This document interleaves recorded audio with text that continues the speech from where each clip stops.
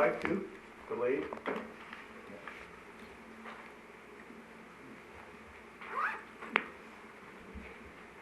You're on. Hi, this is the Wednesday, October 23rd, 2019 meeting of the Historic Preservation Committee of Boulder City. Items listed on the agenda may be taken out of order. Two or more agenda items for considerations may be combined, and any item on the agenda may be removed or related discussion may be delayed at any time. I'd like to call this to order, but before we call to order, I'd like to just take a second to acknowledge the passing of a good friend of the city, Councilman Warren Harhe, who I don't know if anyone knows, but he passed away last evening. But Warren was tireless, God, a great citizen, and I'd like us to take kind of a moment of silence and just to give our respect to Warren.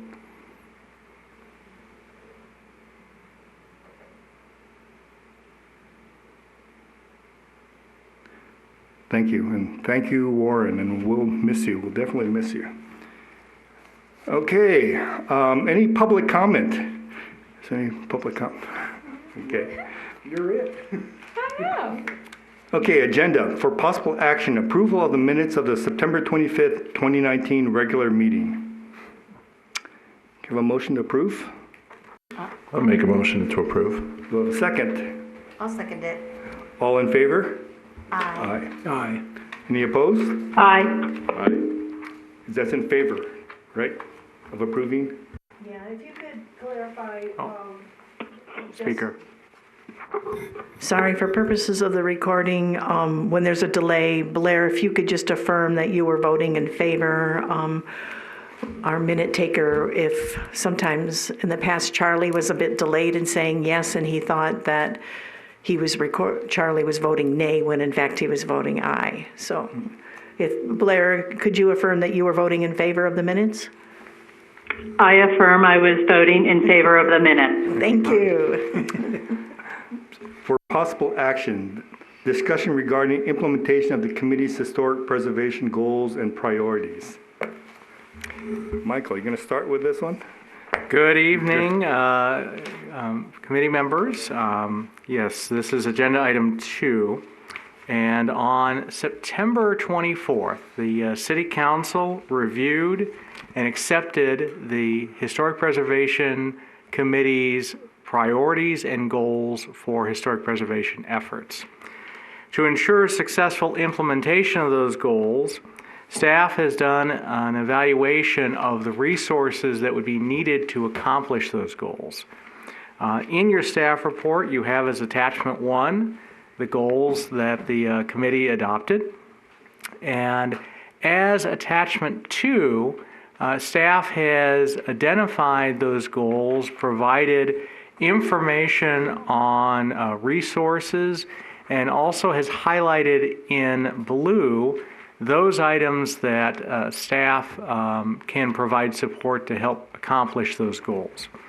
At the request of the mayor, staff also reached out to the State Historic Preservation Office, or what we commonly refer to as SHPO, to inquire about the resources they could provide to help successfully implement the city's historic preservation goals. In the staff report, you'll see an outline of where SHPO can provide that support, specifically through the city's participation as now a certified local government in the annual grant process. The state awards approximately $80,000 to $100,000 annually to the now 6 CLG designated communities. And so that's an opportunity for Boulder City to take advantage at least a portion of those funds. SHPO also identified a program that has been successful in the past in helping to train citizens on historic preservation efforts. It's called CAMP, Commission Assistance and Mentoring Program. And so this could also be a resource that could be utilized in implementation of the goals. So what staff is looking for in terms of direction from the committee tonight is an evaluation of attachment 2 with respect to the goals and where the committee can provide support for implementation of the goals. And then where the committee can't, then staff would be looking to utilize third-party resources to help with the implementation of those goals, and would go back to the city council with the committee's recommendations and seek budget approval, a budget amendment in order to get funds to support resources to implement the goals. And with that, I'll answer any questions. Yeah, looking at the packet, and I want to acknowledge some of the notes that Blair also sent, which kind of tie into some of these things, and they may kind of mesh, but I think the main thing is we kind of want to get through this, I guess the real question I think that Michael is trying to ask here is like, our first set of notes here in the white is just basically what we sent the city council. Now, Michael's notes are the blue, and basically, the things that are highlighted in blue are right now he's identified as city staff can help us with. And kind of in a nutshell, it's basically what amount of the work is the committee willing to take on, and if not, what we need to do about hiring an outside consultant to take care of those functions here.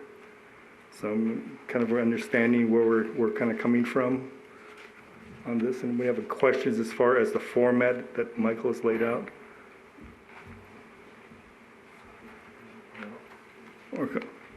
Or comments.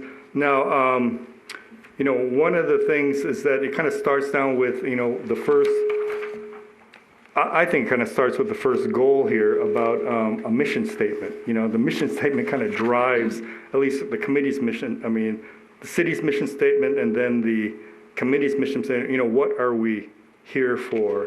And, and traditionally, we have always been an advise and consent body for the Planning Commission and the City Council. Now, some of these functions kind of are a little bit more than that, and I think the question is like, do we as and I like kind of talk about these? Is there anything, let's say, on this list here that any one of us would be willing to take on, or think the committee is able to take on? And I kind of want to have that discussion right now. You mean a mission? I think but in general about what we do and what we can take on. What we can take on, right. So education is a big one. I think it's up to us to dictate what we would like to see as our education program look like. We need to discuss that and share our ideas with each other on what, I don't think we need too much outside help with things like and that. I think that HP Day is, a perfect example. That's always been our crux with HP Day. Sure. Is education and public outreach. And I think that's an appropriate place for this committee to be, is really to be the interface to the public and the forum for a public meeting and public discussion is where we should be.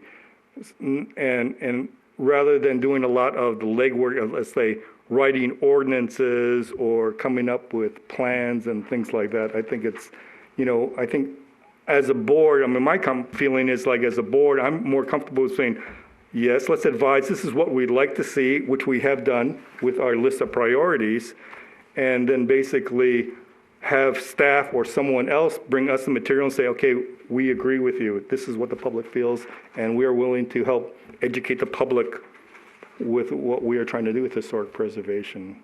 That's kind of where I'm coming from. Does anybody else have a different point of view? Well, I'll chime in. I think that a lot of this can be done. I don't know that there's really any need to hire a contractor for this type of. Well, be specific, I guess.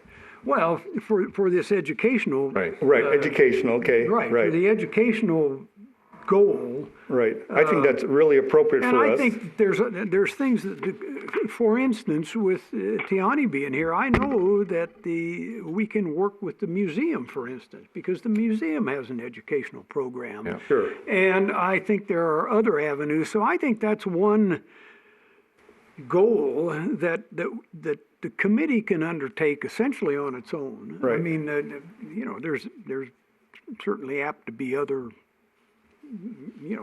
some minimum amount of help from whoever, but Right. as far as programs, designing programs, setting programs, I think that it's perfectly within our ability to handle that kind of thing. I don't know that there's any particular amount of expertise in terms of being a historic preservation professional to set up an educational program that to me should be an ongoing sort of thing. I mean, Historic Preservation Day is one aspect, one item, but I think it should be more than that. Right. And, but I think we can come up with that. Now, the question I have, and the question that I have basically with all of these, is the mechanism that we have to use to discuss these kind of things. And I'm sure Susan can help us or Michael can help us with that, because if the only way we can discuss these things is by agendizing them and then talking about them once a month, I don't think things are going to get done. So I'm wondering if there isn't an avenue that we can use to discuss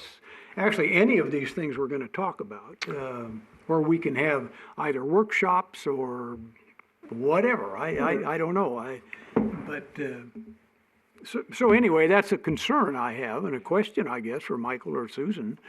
How can we do those things? Yeah, and I think, and Susan, correct me if I'm wrong, based on what you've represented previously, if the committee is coming together planning an event, that doesn't violate open meeting law for them to plan that event. But obviously discussing business that comes before the committee would be a violation.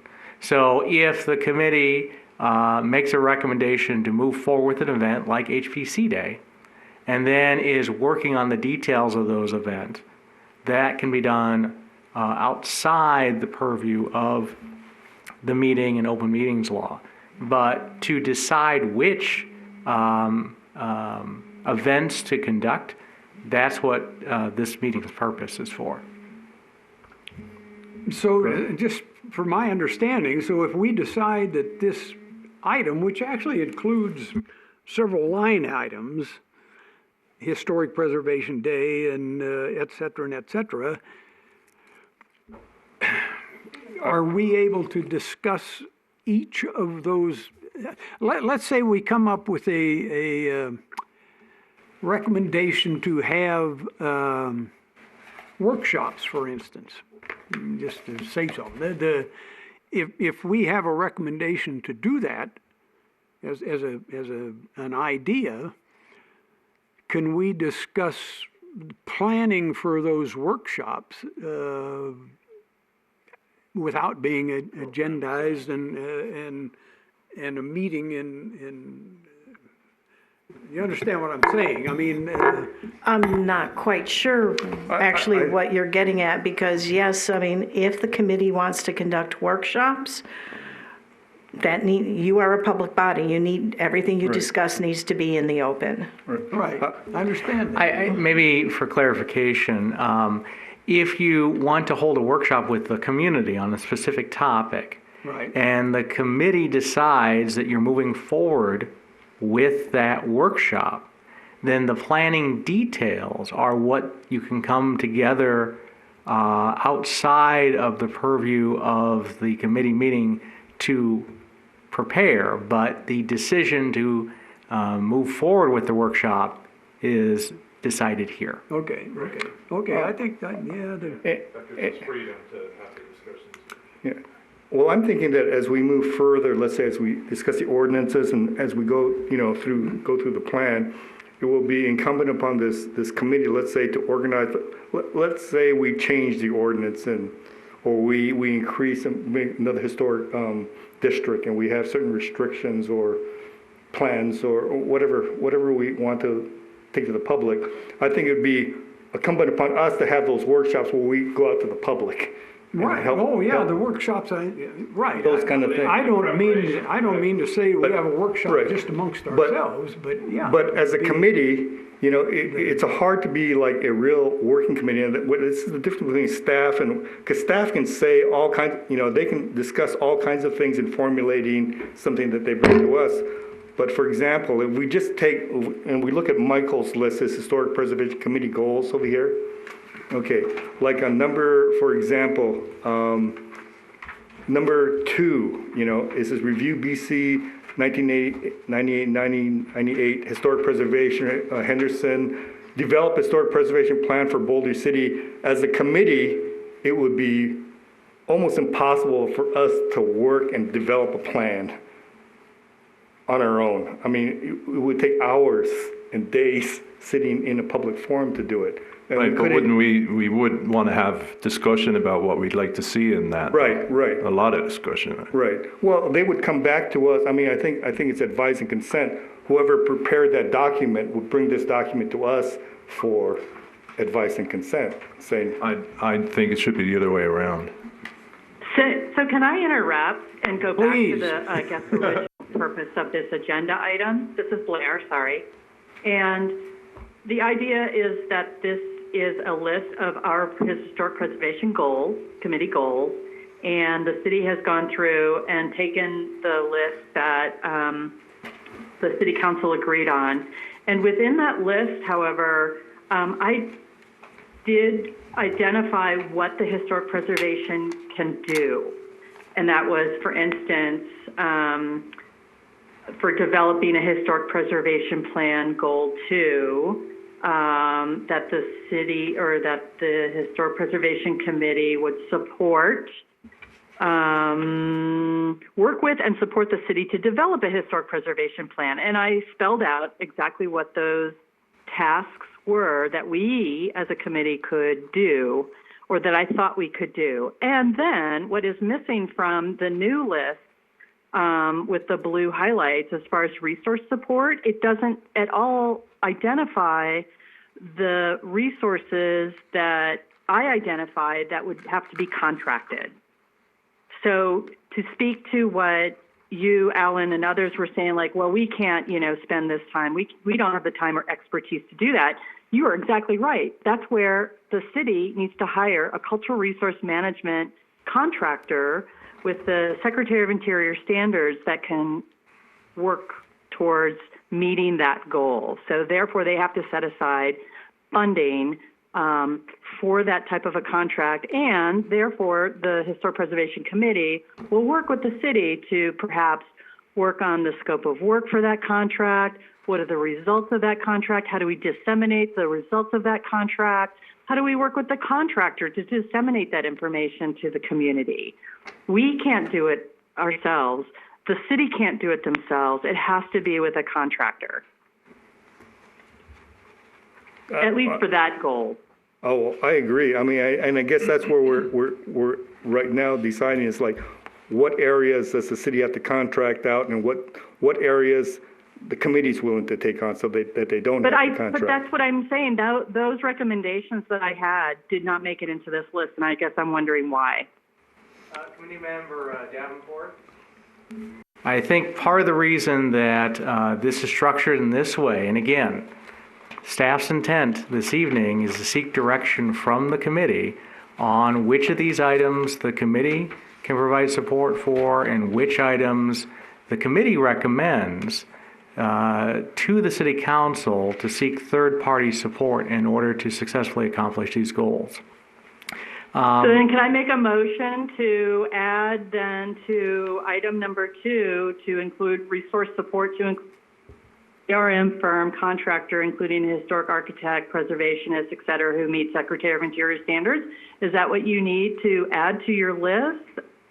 Correct. So what we've done with attachment 2 is we've identified what we can provide as staff. We've researched what SHPO can provide in terms of support. And so we're looking for the committee to fill out the rest of this list to communicate to the City Council which of these items the committee can provide support on and which of them specifically you're recommending to utilize third-party support for. But the City Council already approved the recommendations from the Historic Preservation Committee as far as what our strategy was, which included a third party, and that's not on this list. So it should automatically just be on this list. And I believe Committee Member Davenport, one of the reasons we're back before you, and I think probably the impetus for your email to the City Council, is the City Council at that meeting that you attended had the perception that more of these responsibilities could be either done by the committee or by SHPO. So that's why we wanted to ensure that we came back to the Historic Preservation Committee to get clarification on roles and responsibilities so we could successfully implement that. And again, your recommendations are attachment 1. That's what was provided to the City Council, including the proposed resources. But the City Council wanted the committee to discuss with staff and for staff to explore other avenues, and that's the goal for this evening. So certainly, if it helps to streamline the discussion process, when you look at attachment 1, where Committee Member Davenport highlighted the utilization of third-party resources, and we can apply that to attachment 2, then we will go back to the City Council with your recommendations on how to move forward with these goals. I make a motion to do that. I'll second it. I'll third it. All in favor? Aye. Aye. Any opposed?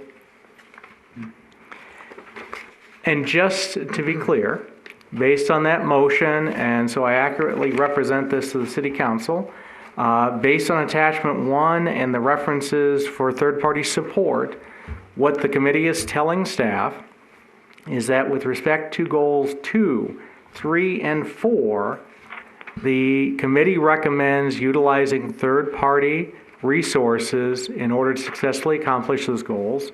And with respect to goal 7, the committee has committed to providing that support in accomplishing goal 7. Education, right?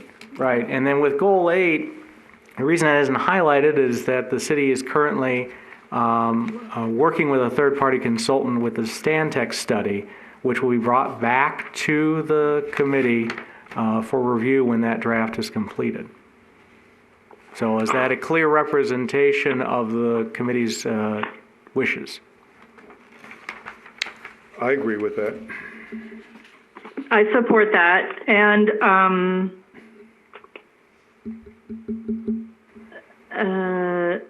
so can you, I guess, clarify for me the action item in the blue list? Those are our committee goals. No, this is That's a city goal, right? city goal with staff support, that is identified with staff support in the blue. Let's clarify city goal. What attachment 2, what I did with attachment 2 to help eliminate some of the confusion with attachment 1 is we're not referring to city strategies anymore. The city strategies, remember Davenport, you were taking those directly from the 2025 strategic plan and comparing them to your recommendations for Historic Preservation Committee goals.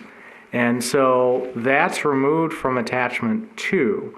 And then attachment 2 has taken the Historic Preservation Committee goals and applied them with numerical numbers.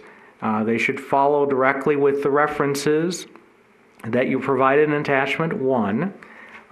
It does not include, as I noted in the staff report, ongoing activities which are already a responsibility of the committee and staff. And it does show the same tentative timelines that were represented in attachment 1. So what is highlighted in blue is after staff evaluated the committee's goals and upon the direction of the City Council looked at what resources the city staff can provide to successfully implement these goals, those are highlighted in blue. But the action item is what our goals are, specific to the Historic Preservation Committee? The action items are the action items from attachment 1, yes. but they are specific to what we as a committee are supposed to do. Our actual tasks. But that's what I'm saying. You missed that what I intended for my original list, we as a Historic Preservation Committee can do. What is our ability, expertise? And if you look at for strategy number 1, develop a mission statement. We're not developing the mission statement as a committee, the city is. But we as a committee are working with and support the city to develop a mission statement, and we will help review, comment on the mission statement. That task, that goal of our committee isn't on here. Committee Member Davenport, I think it's not for... a historic preservation goal list. Right. For point of clarification, the committee will be involved in every one of these action items. We'll be providing input in every one of these action items. What we're talking about is the resources to be able to do the research, to provide information to the committee, so that as these move forward, the committee has the opportunity to provide direction and input. But the challenge is the time involved in collecting the information, the time involved in putting together the plans, the time involved in bringing that material to the committee is what we were looking for direction on. Absolutely, the committee is going to be providing input in every one of these action items. When I say that an item is highlighted in blue, that doesn't mean staff is doing that item absent committee involvement and input. That means staff is able to prepare the information to bring to the committee so the committee can provide direction and recommendation to be able to successfully implement that action item. The other action items, because of the limited staff resources, we're unable to undertake, and so that's where we were looking for guidance from the committee as to your recommendations of how to find the resources to implement those. But I think that's already been done. So then I maybe have to revise based on the fact, I guess what you're stating is that the city is unable to meet the goals of the strategic plan. And you're looking for the committee to make a recommendation on how to meet the city's strategic goals. And if the city staff can't meet it, then perhaps I need to then, based on, I guess, revised knowledge of what the city's capacity is, maybe I need to add more information or proposed resources for third party for all of these strategies, or suggest that. I mean, Sorry, what's the committee thing? I guess for clarification, the resources that staff has highlighted in blue include 1, portion of 4, 5, 6, and then so we were looking for direction on is 8, 7, 4, 3, and 2. And so what I heard from the committee is that with respect to 7, the committee can provide support to that. Mm-hmm. Yeah. So then that leaves 2, 3, and 4.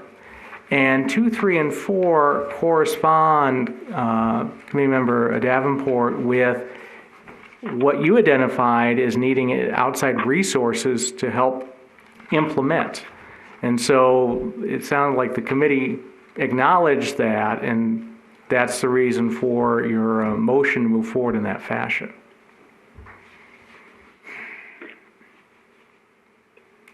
Well, I think for now, I would support the addition of my previous motion, and that if it turns out that city staff are unable to meet the city's strategy and goals for those strategies, that every, I guess, month that the Historic Preservation Committee needs to determine if the city is unable to meet those strategies, then we can assist with determining or providing advice to city staff on how to meet that strategy, to meet those strategies. So for instance, number one, if the city, I guess, has determined that they can meet that strategy, number one,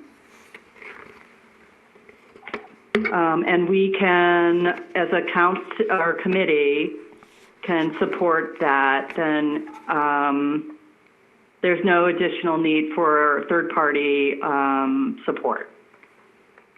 Does that make sense? Correct, and that's why staff highlighted that in blue. So the blue means that city staff can cover it. And just so I'm clear, because it seems like there's some confusion, when staff says covering it, it means that we're providing support to the committee. It does not require third-party support. Staff can do the legwork, the research that the committee directs staff to do, and that the committee provides input to staff to do to be able to successfully implement that goal. I don't look at it as city staff directing the committee to ensure that the city's goals are met. It's up to the city to ensure that their goals are met and that the committee is assisting and advising and supporting the city's strategy for meeting those goals. Yeah, the city staff isn't We directing. do not have the finances or the expertise to, let's say, identify financial incentives to promote historic preservation, as an example, let's say. I mean, do an internet search as easily as the city staff can do, but when it comes to choosing those financial incentives, we don't have the expertise to say, yes, you should do that, or no, you shouldn't do that, based on the city's capacity or expertise. Well, and again, you said that city staff is directing the committee. That's not what's happening. Okay. The committee is providing direction to staff on recommendations on how to successfully implement these goals. The committee is providing guidance to staff on how to move forward. What staff does is provides the resources so that the committee can have a full knowledge of the potential options and how to move forward successfully with implementation of these goals. So I think it would be super helpful if you or if you wrote that. Like maybe we that would be for every strategy. It identifies the roles of the committee and the city. I agree. It wasn't really very clear and really very, it was very, I don't know about my fellow committee members, but I wasn't unsure. I mean, I was hoping it just meant, like you said, Michael, that, you were, means you're assisting us and stuff like that. But the language, the description, it'd be nice if there was a description where you actually say that the committee is providing guidance to staff, etc. Well, and obviously that is the intent. So It could be better. It could be better, supported in the agenda or explained. Well, it seems to me that if our first goal was to develop a mission statement, and in our packet we have some material to go over. So the second goal, that comes up real fast. So if we're going to have outside help for the second goal, then we need to start working on that right away. Or we, among us, need to decide if we're going to be able to do this with resource support from city staff. So maybe we should look at number 2. We've already, the mission statement, we're well into that. So because the city needs guidance on 2, 3, and 4. So 2 is coming up right away. So I think we need to look at that and see if we can, accomplish that. Well, Right, but we're let not me, really I talking about that. don't know, I'm, on attachment 1, which is Blair's, what she has put together. For item 2, under proposed resources, she has, and I think we agree, that we need to hire a cultural resource. Do we need to tell the city that that's what we want to do, is to hire a resource management contractor? I mean, it's written, Blair has written it. I mean, if we just take that same verbiage and put it over here, Yeah, Blair feels that we need an outside city resource well, on and I do strategy too. I mean, too. I agree. I think we do need an out for that particular item. Yes, I think we do need a contractor. So if we move that verbiage from attachment 1 and write it in attachment 2 under the action item or the objective 2, isn't that what we're telling the city, that we think we need to have I don't know what other direction we can give. If I can, Mr. Chair, if I can help, and I apologize if this attempt has caused more confusion than clarity, but the attachment 1, which was the committee's recommendations, was submitted to the city council verbatim, exactly like this, laying out your strategies, the proposed dates, and the proposed resources. At the city council meeting, the city council wanted to look at the role or the support, not the role, the support that the committee would provide to accomplishing these goals, and wanted staff to explore what SHPO could provide. And so to help provide clarity, I created attachment 2, trying to identify the support that city staff could provide after consulting with SHPO, and looking for your direction in terms of the support the committee could provide, and then your recommendation of the action items that require third-party support. So I could go back to the city council and say, here's where staff can provide the support, here's where the committee can provide the support, here's where third-party support is needed, and hence, we would ask the city council for a budget amendment within this fiscal year so we could get those resources to immediately move forward with these action items. Okay. Some of the details, and certainly working out the who and what in terms of the kind of third-party resources, we can work out with the committee later on. But what we need first and foremost is authority from the city council through a budget amendment to have the resources to be able to move forward. So that's why it's streamlined, and it's really trying to get down to the bottom line of committee, staff, third party. Okay. So Blair, you feel that on number 2 that we do need outside resource? That was on yours. Absolutely. Okay. Absolutely. So then we're going to have to ask for a budget amendment then. right, and Right. I think we have that on item 2, item 3, and item 4, on all 3 of those Well, items. that's what was submitted to the city council, and Yeah, but I see- think Michael was trying to explain. Let me try this explanation. Is that, the city council adopted this the strategic plan. In the original strategic plan, they were going to hire a historic planner, right? Okay, so now the city council has said, basically, we don't need a historic planner at this point.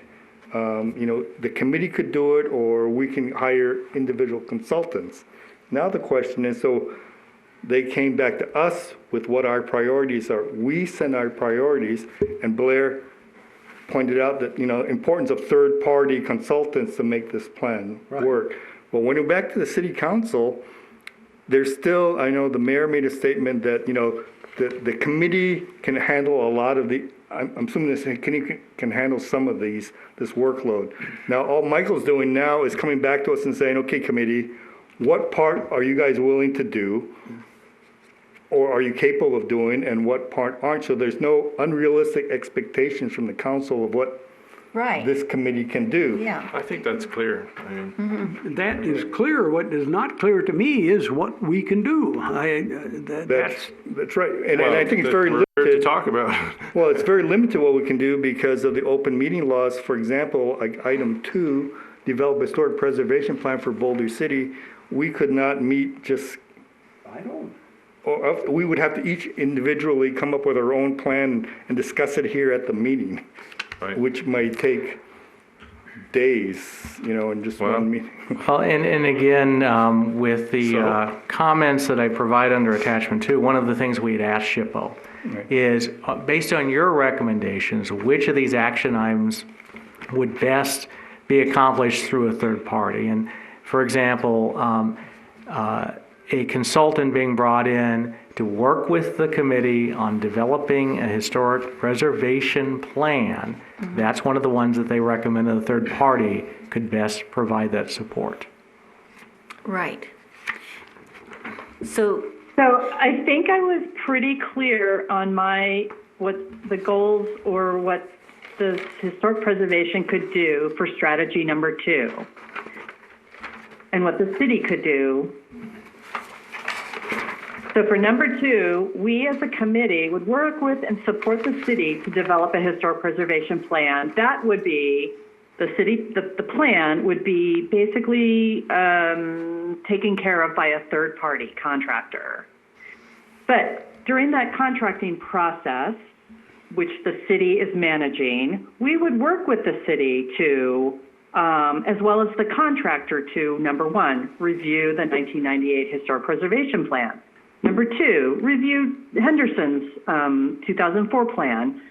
And then work to maybe include a goal or ensure that a goal, review and amend existing codes and charters, see strategy number 4. And then the next one is incorporate other strategic plan goals into the plan, work with the city and the contractor to review comments on the plan, and then budget for and secure a grant or city funds to implement that strategy.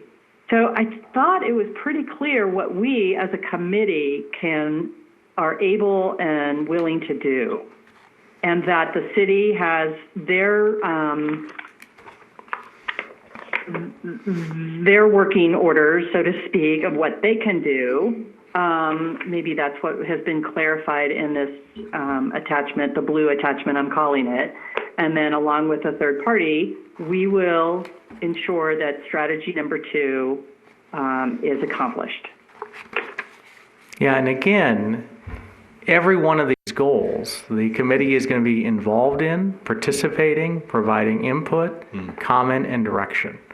The staff will be involved in every one of these goals, but staff doesn't have the resources to do the research on all of these, hence why we're looking for your direction. That's because you hire a third party. Correct. do we have to make a motion for the budget amendment to go forward with that? No, Okay. no. So as I noted in the staff report, we're looking for committee direction on what the committee can provide support on, and what I heard from the committee was item number 7. Right. And what I heard from the committee is that your recommendation to the city council is that items 2, 3, and 4 require third-party support Right. to help the committee and the staff successfully implement these goals. And so that is what I would carry forward, not a budget amendment, but that's what I would carry forward to the city council, asking for a budget amendment Okay. for the resources to be able to accomplish those.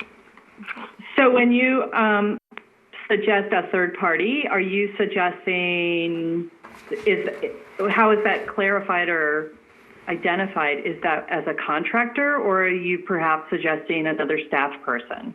No, third party is always a contractor. Okay, It's thank you. it's not a staff person. I have a question. Can those people be hired part-time? Like, can you like parcel it out, or do you have to have?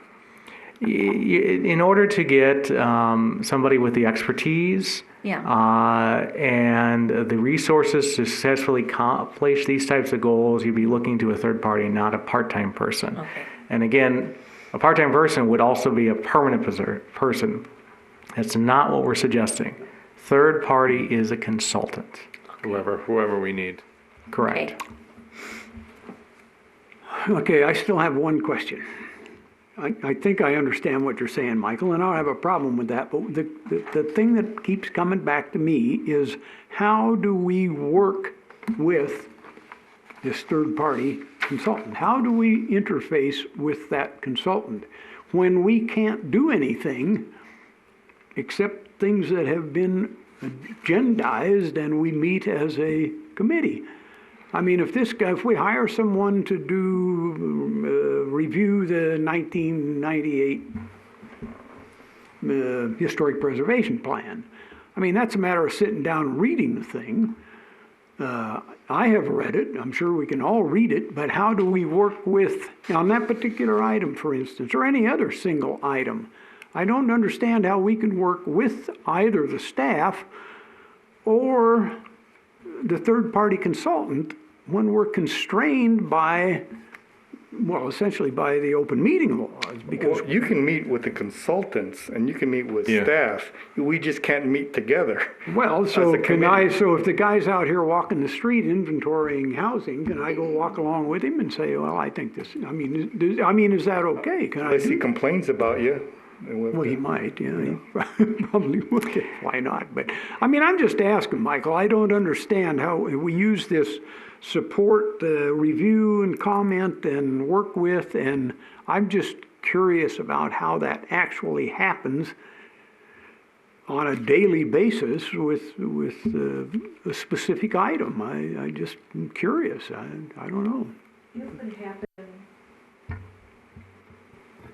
Excuse me, it would happen much as it does now. For instance, once we had a consultant on board, for instance, for doing any reviews of other documents, you know, that can be provided to the committee in advance, just as we do now. And for instance, we might provide you, as has happened in the past, you know, multiple copies of codes or draft versions of things in one packet, and we expect you to read that before the meeting so that you can discuss it at the meeting. And then if the committee decides further discussion is warranted, then over the next month, you, on your own, you know, do your own homework, provide more information back to staff so that the following month we have an even more information to provide to you. And basically, it gets honed at the meetings, but you're still doing, you know, homework on your own in the meantime. The consultant would still be able to provide information by emails, for instance, if new research or other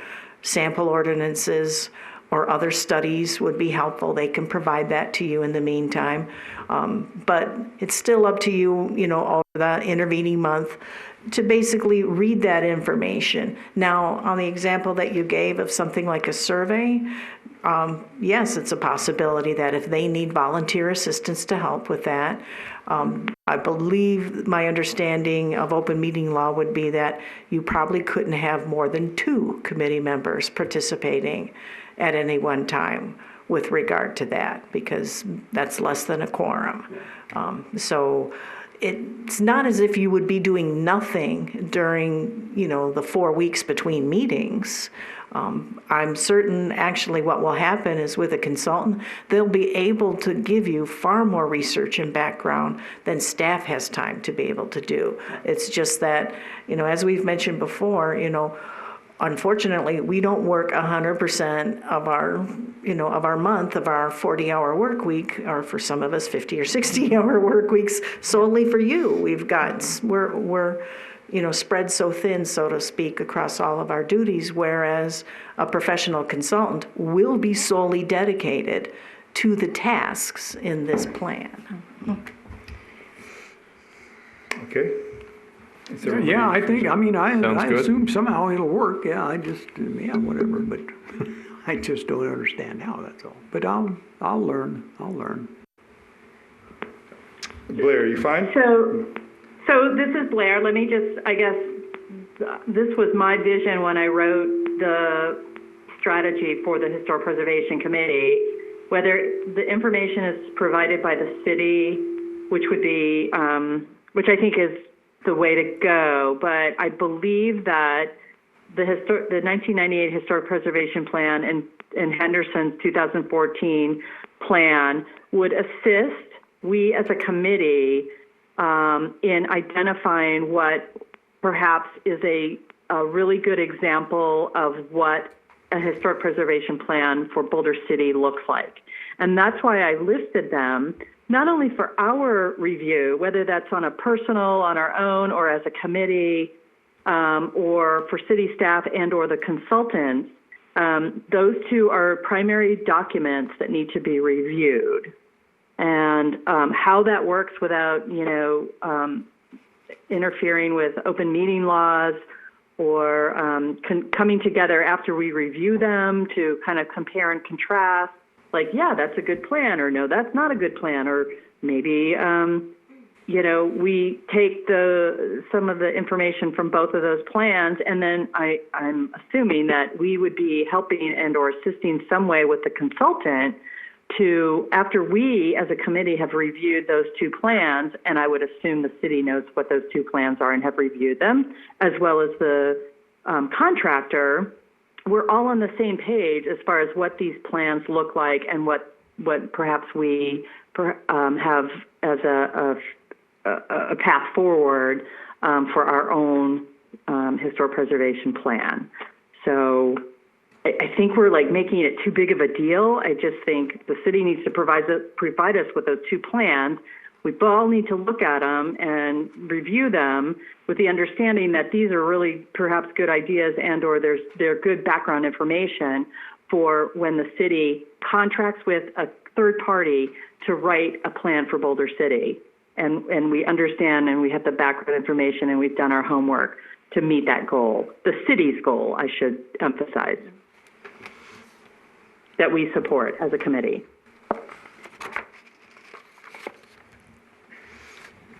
So I'm not sure what you're suggesting, Blair, that we should look at the Henderson plan before we put, well, I think that's a different issue. I mean, the issue before us right now is basically telling the city council what what they can expect from us. Not so much the decision-making process, but, we can handle number 7, but we're going to need help for the other, you're going to have to hire a consultant for those other things to get them done. What about number 8? We didn't go that far. Would that be consultant also? Well, I think 8 is the city. Right. Again, as I mentioned, 8 is already a consultant, so Okay. that's being covered. And when the Sandtech study is done, it will be brought before the committee for presentation and review. Okay. So again, if I could reiterate and maybe ask for a clarifying motion, that what the committee is telling staff is that with respect to attachment 2, your recommendation is that to the city council is to seek third-party support to help with the implementation of 2, 3, and 4, and that the committee will be continuing to provide support for number 7. That sounds good. That's correct. Can I say no? I think you're right in that for all but number 7, but in that the committee will continue to provide support for 1 through 8. Well, right, yes. Well, We aren't just supporting 7. We are supporting all of the strategies. Yeah, I don't think he's taking away. The committee is going to be involved in every one of them.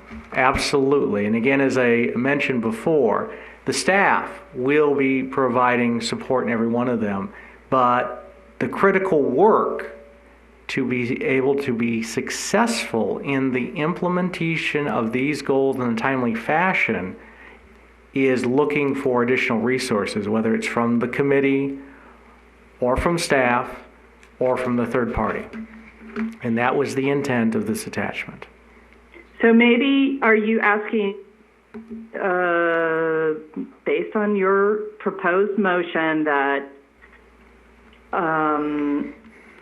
the first part and the second part was that this committee supports number 7. Are you asking if the committee will implement number 7? I think we already do.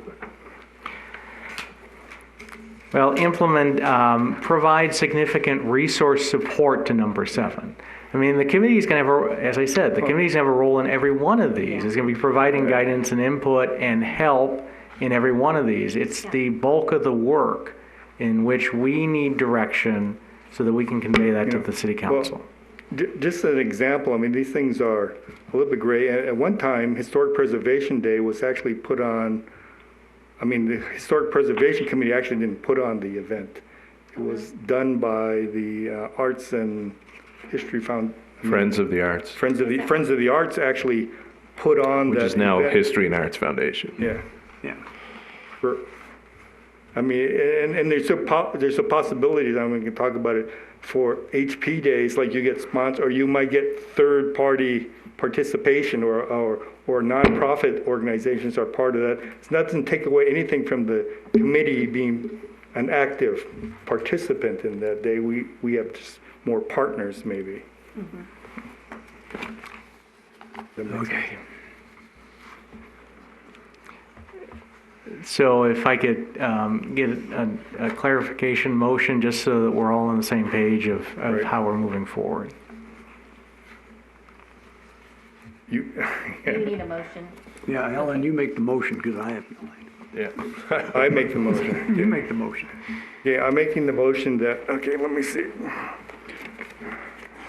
And maybe to simplify it, the motion and on the record, the committee is going to be involved in every one of these, but that the committee is recommending that the city seek third-party support for certain items. Right, And we just leave it at that, just to be clear.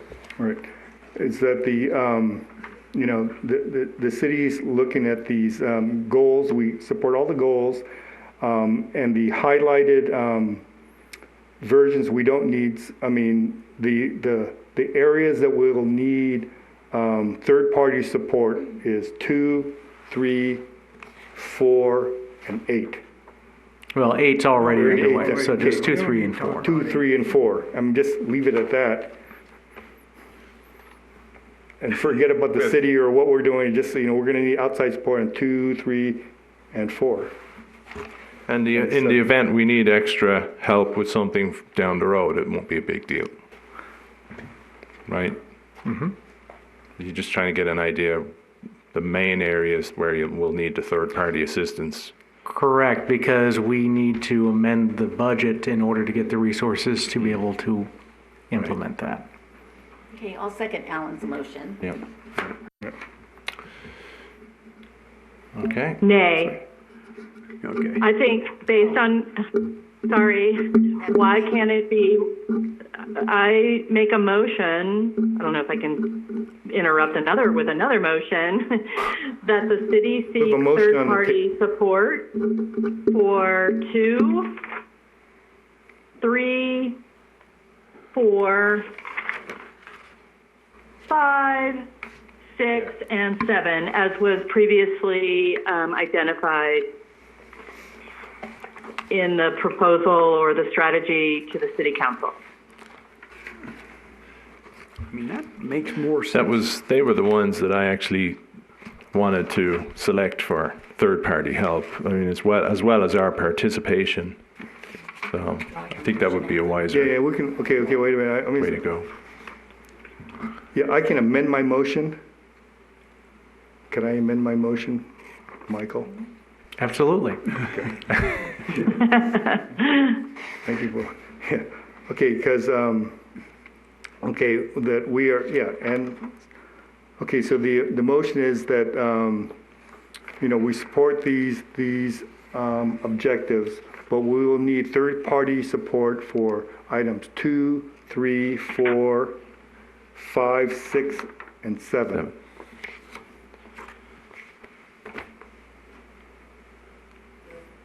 I second that emotion, or All in that favor? motion. Aye. Aye. Any opposed? Cool. Okay, nice work. Thank you, Michael Yeah, Michael. and Susan. Well, it comes, I mean, I'm glad we brought it up, and anyway, we can get to the Historic Preservation Day and bring up those items. Okay, item number 3.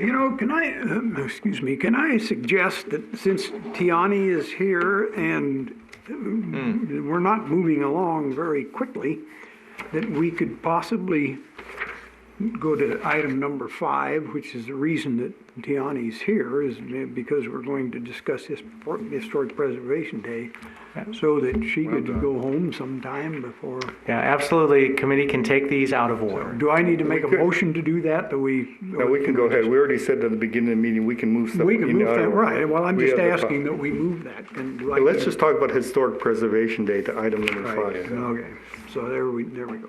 And then Tiani she's got a lot of things to do. So, She's having a great old time with this. let's see, where are we at with Historic Preservation Day? Here we are, Historic Preservation Day. Okay, HB, at the last meeting of the committee, determined HB Day 2012 will be on Saturday, May 9th. Following past practice, HB Day would be announced and the HB award presented at prior council meeting on Tuesday, the 28th. So you want to give us kind of an update, Susan?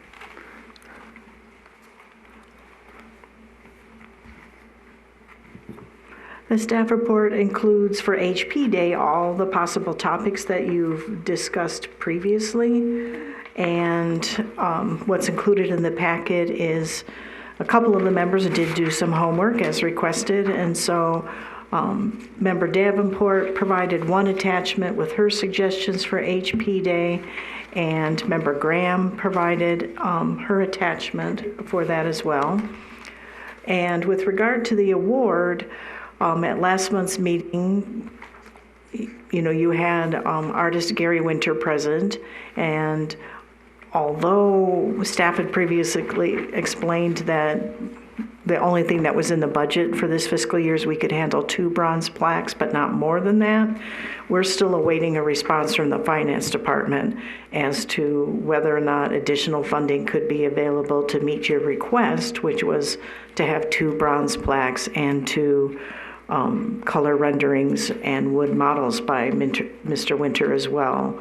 And so we've reached out to the finance director, and I believe I might have sent another email to her. I'll have to double check, but we have not heard back from her yet as to whether or not funding would be available or whether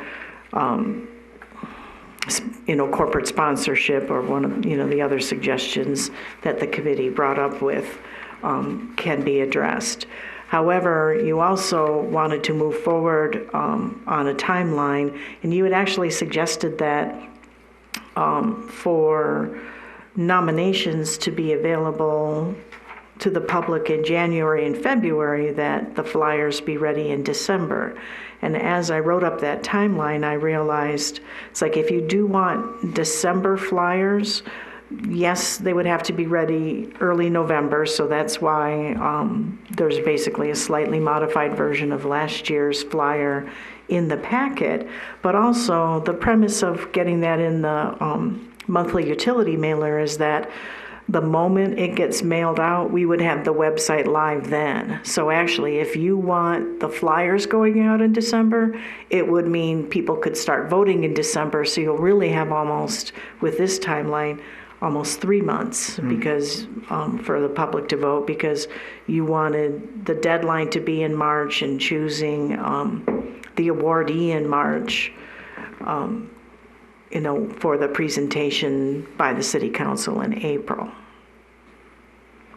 And one other thing that I had mentioned in the report that I believe only Blair commented on at the last meeting, but the rest of the committee did not provide any input, is that if you want 2 bronze plaques, but recognizing that the committee, you may not actually have 2 truly worthy candidates submitted during a year, if you want the option to have 2 without being obligated to award 2, then I need confirmation that the committee is okay with the future award plaques not having a year on them. Because that way then the city won't lose any money. If we order 2 and you only give away 1, we can just save the plaque and the unused plaque and reuse it for the following year. So I do need input from the full committee on that. Should we take that first item, just get that out of the way? It's an Sure. action item, talk about the plaque and the date, and what does the committee feel? I'm all for no date. Yeah, I think that's fine. Yeah, I agree with the no date idea, because I don't think it really matters if you put the plaque on your door, it doesn't matter whether you got it this year or last year or 10 years ago, Well, 50 years from now might be kind of cool, but. Well, they can scratch a date in it if they want. Good enough for me. Okay. How do you feel, Blair? Blair? Sorry, on mute. Oh, yeah. How do you feel about a date? I kind of like a date on the plaque, but it's not that big a deal. I thought you were asking I thought the her. earlier the better, Earlier? but I'm flexible, Okay. whatever. Okay, let's go with the no dates on the plaque, it's fine.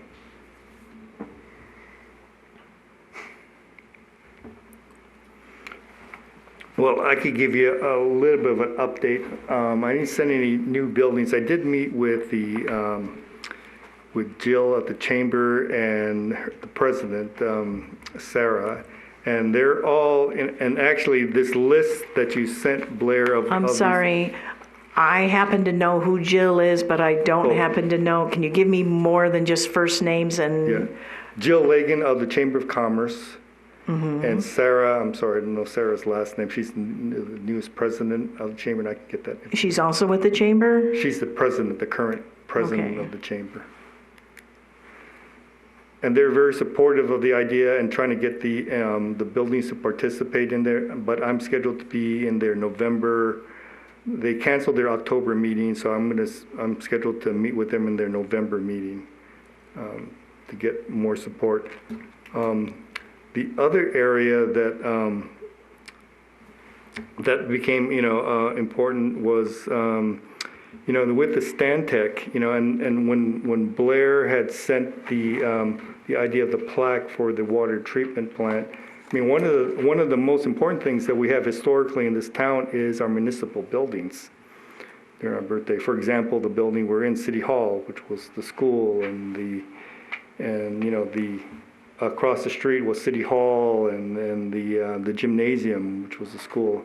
I think a program, having those municipal buildings as part of our HP Day, and just talking about the city about this, at least that might be an interesting turn, because there's most of these historic buildings that are, actually, it's our birthday, has to do with the city and its birthdays. And somehow we could incorporate kind of the idea of what Blair suggested with the water treatment plant, but kind of treating all the city buildings like that. Even with a panel? Like what it was, well, we're suggesting the water treatment, water filtration plant, we're suggesting the LA Water and Power Building, the school, the City Hall is one, which used to be the school. The gymnasium was the high school. Little story, but then again, this requires. I'm blowing a non-existent budget out of the out of the water here, and that's why. What exactly are you suggesting, Alan, for the city buildings? Is to be part of Historic Preservation Day with some How? kind of. what it was in 1960 and what it is today. Well, what exactly are you talking about? Are you talking about the permanent panels that Blair is asking about? Are Could you be talking about tours of buildings? What exactly are you It could suggesting? be any of, it could be the permanent panel, or it could just be simplifying right now with maybe just a picture, Temporary. a temporary display. As we build the display, let's say we built the display for the water treatment plant and the water and power building, just like, What do you mean build a display? we built, when we've done historic preservation days in the past, we built a display for the, At LA Water and at Power LA Building. Water and Power, this exhibit right here, You mean like photos? photos. And what Blair is suggesting for the water treatment plant was basically the work that you had done for Historic Preservation Day. I think Actually, Blair had created those posters. Right. a more permanent display at the filtration plant, but at the other locations, we could have a temporary ones. But I would stress that the one that we have made for the filtration plant should be a permanent feature, not forever, but Yeah. not just a short term. Like for Historic Preservation Day, you might want to have some kind of a temporary display outside this building or the other buildings that Alan's suggesting. I'd be all for that. With maybe some work in the future towards having more permanent displays when there's a budget for it. I mean, this is another area where, maybe a nonprofit could take this on, or, it doesn't necessarily have to be a city-sponsored thing, but it could be an organization might, take on this task or something like that. Yeah, and in this case, I'd like to see a official city permanent display at the filtration plant at the very least, in preparation for Preservation Day. Fiberglass or high-pressure laminate. Yeah, and it would just cover the existing panel that's already there covering the window. Yeah, and we have that as agenda Not item. bolted into the wall or anything, but, Right, and we have that as agenda item 4 to discuss that. Yeah. Anyway, so let's get back to, Historic Preservation Day. So that was my update. Now, I asked Charlie to meet with, Charlie volunteered to meet with Tiana and the museum. And we've had discussions about, having the birthday celebration there. And you suggested cake, and I don't know how far you've gotten with your conversations. cake. Well, that's why Tiani is here, and I ask her if she has ideas about how they can participate, and we can suggest ideas to her. If I like the idea of having the birthday cake at the museum or the Boulder Dam Hotel, however you want to look at it, because it's a birthday. So, and that was Linda's suggestion, I think, but. I also would hope perhaps that the museum could participate in some way, since the museum is in the process of beginning what do we call it, Tiani? The restoration or the refurbishing of 640? Yeah, the restoration of 640, that perhaps we could have some kind of I'm sorry, 640. Avenue C, I'm sorry, 640 Oh, Avenue that's C, right. which is the house that's owned by the museum. And they are in the process of beginning the process to restore, refurbish that building. So it'd be nice for Historic Preservation Day, because that is the last house in Boulder City that has close to what it was originally like in 1931, 32 when it was built. I mean, there is no other house no other of the temporary. Yeah. The six companies' houses that are. Do you have some kind of promotional materials that talk about your restoration project at 6? I'm sorry, can we have your mic, and can you spell your name again for me? T-I-A, N as in Nancy, E. Yeah. And your last name? Marie. M-A-R-I-E. Yeah, thanks. Since we're recording this way, people can hear you. No worries. We currently do not, but that is actually going to be for the House Committee with the board. And their first meeting is set for next month. Yeah, because our preservation day is in May. It would be really neat if you could have that on display where the cake is. I can bring it up to the board and committee, definitely. Yeah, some kind of, I think that's real exciting for the community to be able to be a part of that, you know? Well, and I think the story, and I think one of the stories that's really important is how the theater looks today as compared to looked in 1960. I mean, Boulder Dam Hotel. Boulder Dam Hotel, yes, I mean the Boulder Dam Hotel. Because it was about to be torn down in the 1960s. And so that story is a really important story. It's like, look at how it's been repurposed and, you know, what it is today compared to what it was 1960. But the other resources I was hoping to get from the museum is that as we identify and we have the list of these buildings identified, let's start with, let's just start if the city will participate with City Hall, something simple that showed this building, a picture of it in 1960. Just what it was functioning as, and just what it, you know, if property owners could use the museum as a resource, and I know your time is limited too, you know, and, you know, This becomes one of my biggest projects though, so I usually space out my time enough to help with like picking out photographs and. Right, but you know, you could be that, I mean, part of what we're trying to accomplish here is to get people to have pride in their historic properties and getting to know the stories of their historic properties. It's kind of like what would happen with the Browder building, you know, they've taken pride in the Browder building, so they've used a lot of those materials that are up there. So it reminds people what it was. That's simple. I mean, we don't have to get into heavy displays. I mean, it could be the first step. It's kind of like our displays for the water and power plant, water power, and also the water treatment plant started with just grabbing those resources, and now we're building these resources and these, you know, now we have so we tell more of those stories. Okay. And if the museum could be, you know, you're the, you know, the repository of all that information. Yes, I am. And if the museum could help us with that, if I could use you as a resource, you know, I know that, you know, to say, hey, you know, she can help you with, you know, the story of your home. But, you know, we can help you with that too.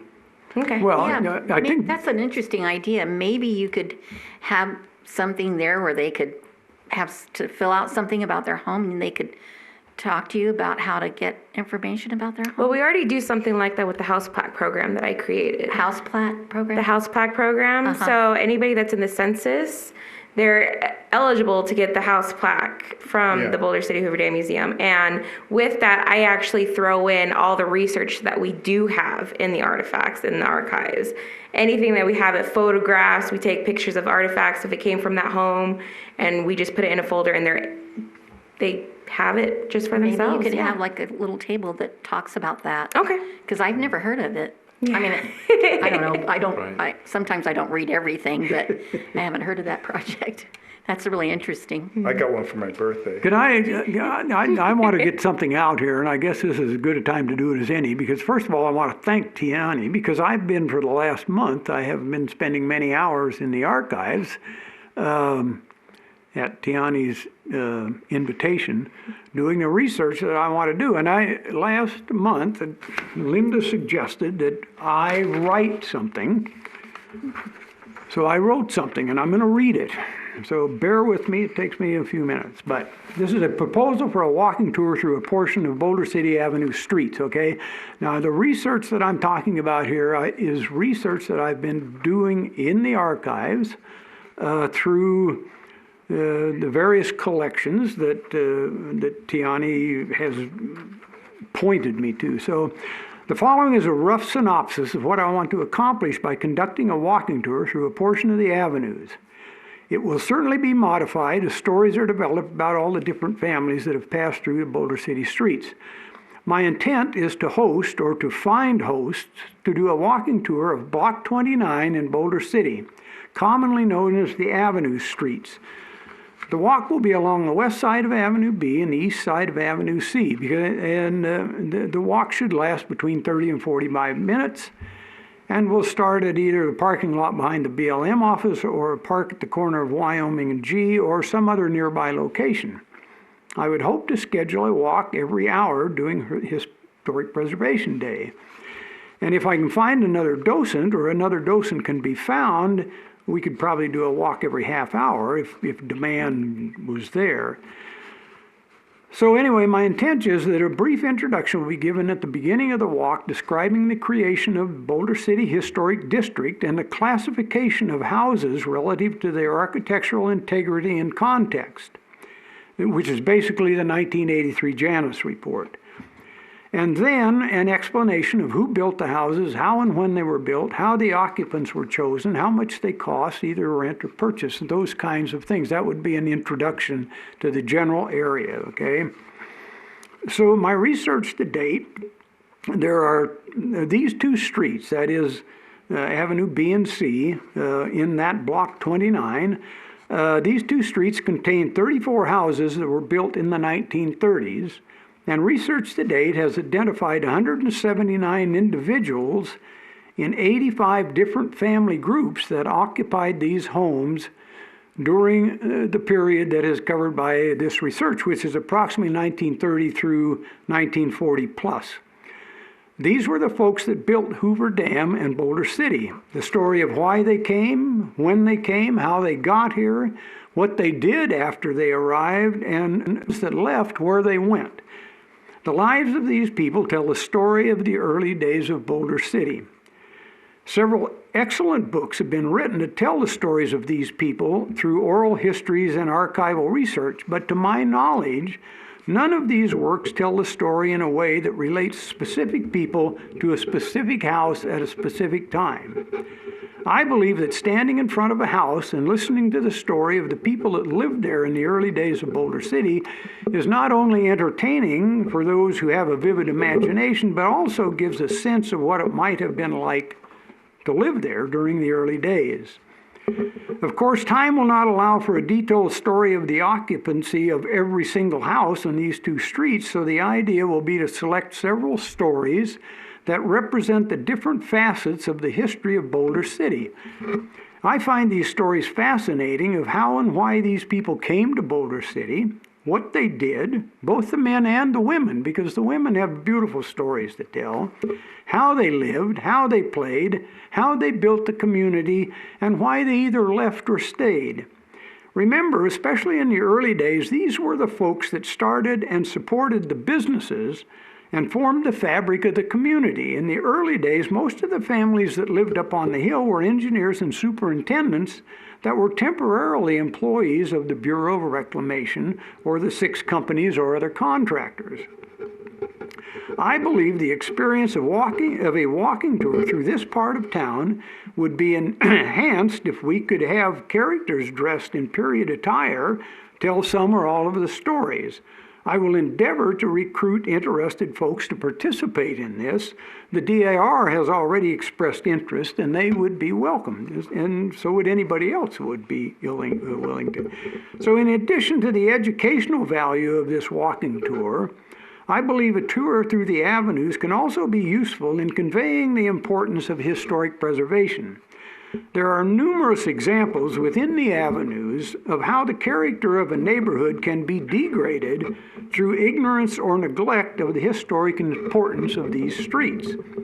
Perhaps more support would be generated in favor of maintaining or recreating the historic characteristic of the avenue streets if people can see the value of a home that has been maintained with a sense of the historic character of the house versus the degradation of the character of a street by property that has been insensitive to the historic nature of the street.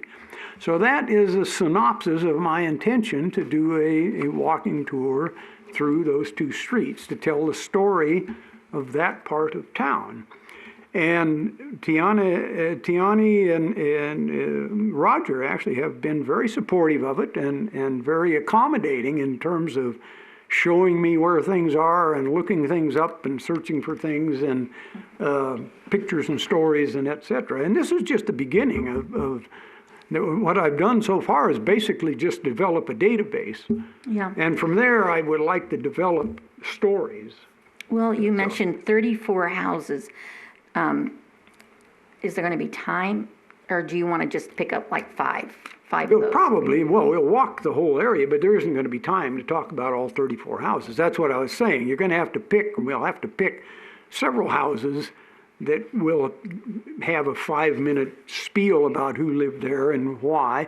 But I would hope that we can pick houses that we can tell stories that convey different aspects of life in that part of town, okay? Yeah, I mean, neat. things like entertainment. You know, one of the things that you find is that these people were very involved in neighborhood things. They had card parties constantly. They had pinochle clubs. They had bridge clubs. They had canasta clubs.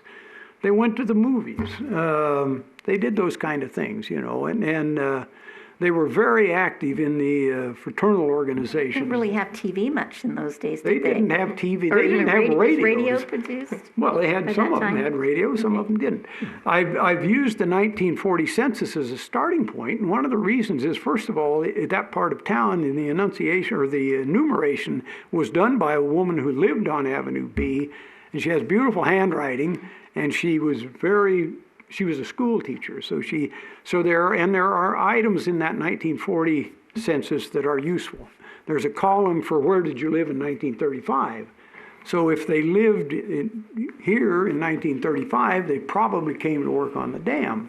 Mr. Chairman, I'm sorry, Mr. Member Hans, this is all great background, but we've got a big agenda. Well, so- I have been told to convey what I'm trying to do, and I'm going to do it, okay? Right, and since you've written it down, we'll be happy to make copies of it and put it in next month's packet, and it will be attached to this month's packet for very good. Laserfish. All right, well, in that case, I'll shut up.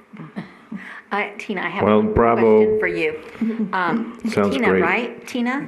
Tiana. Tiana, okay. Tiana, Charlie has this idea, and we're probably going to pick about 4 or 5 houses.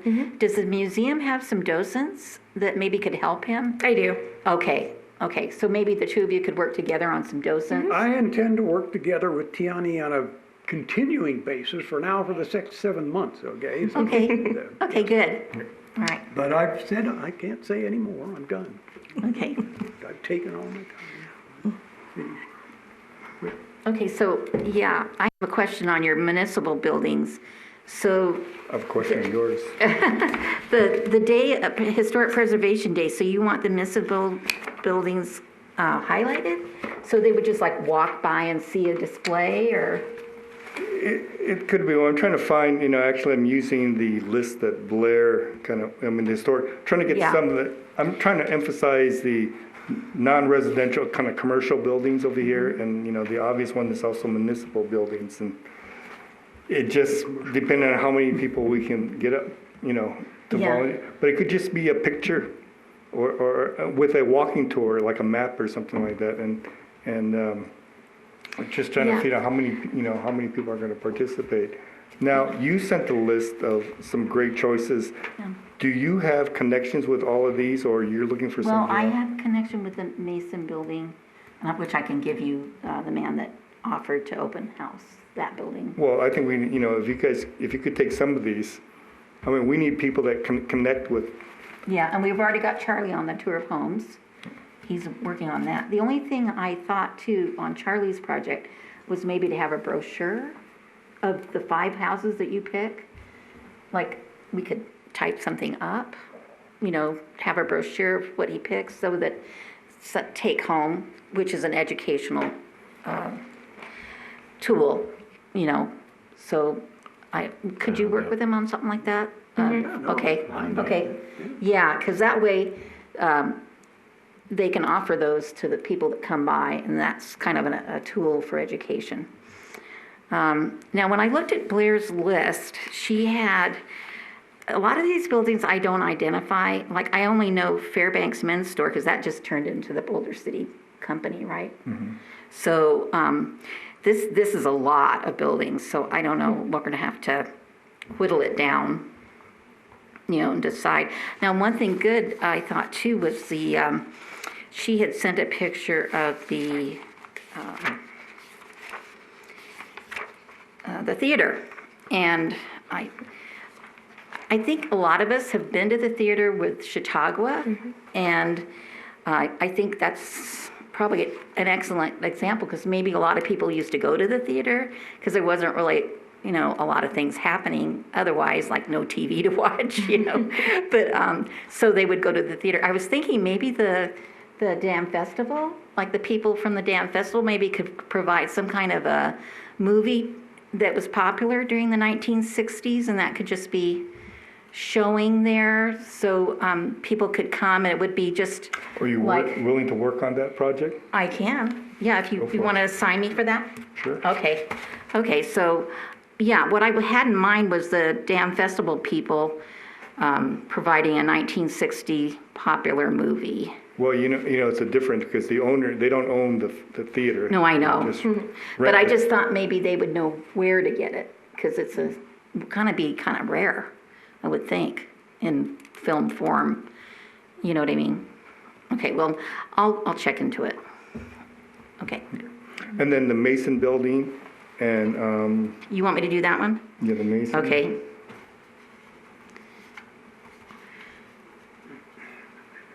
I'd just like to add, Charles and I had a conversation with Tara Bertoli, the owner of the new store, the company store, and she would love to be involved in this and have Okay. the building. She gave us a great little tour in there today, and Yeah.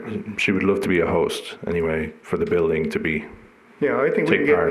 get, like, the company store, the Browder Building, that whole block, Nevada, with the Cup, and all these people are interested in, at least up up Nevada Way. I think we almost get Well, everybody on maybe they Nevada could Way. even just be open with some costumes.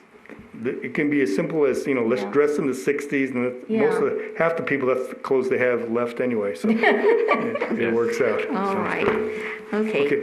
Do you have anything else, maybe on the water treatment plant, or any ideas or anything? I think we just do what we always do up there, and And you also talked about your provide interest some in, information on how the plant operated, photographs, and the tour that we normally conduct up there. I think that's Okay. about all we really need to do. you talked about Bullock's Field too. Unless you have some ideas, if you want to contribute some ideas to that.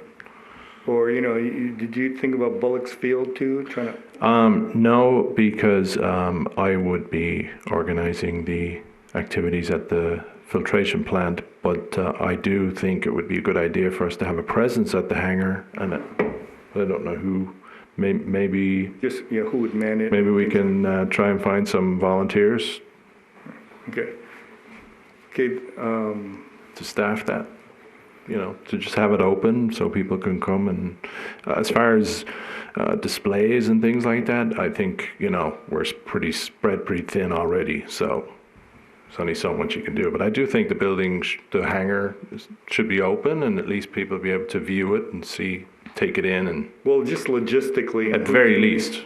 Yeah. For displays, I mean, basically, Blair has done some wonderful work creating the posters, the sample one that's in the packet, and the ones that were done for prior HP days.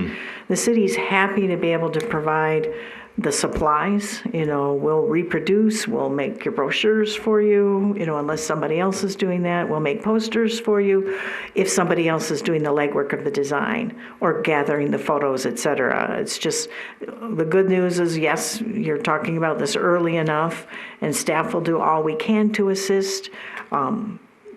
Depending on the scope of the work for a future third-party consultant, maybe they'd be able to help, but I can't say for certain yet, because I don't know how their scope of work will be defined yet. But, with enough advance notice, like I said, staff can always help with all of that. It's just that we don't have the time to be able to go researching photos, et cetera, and designing a lot of information for you. I mean, there are other people who could design brochures and posters far better than we can, and hopefully you'll find those volunteers to help do so. But we'll be happy to pay the costs for the reproduction and the mounting of the posters, et cetera.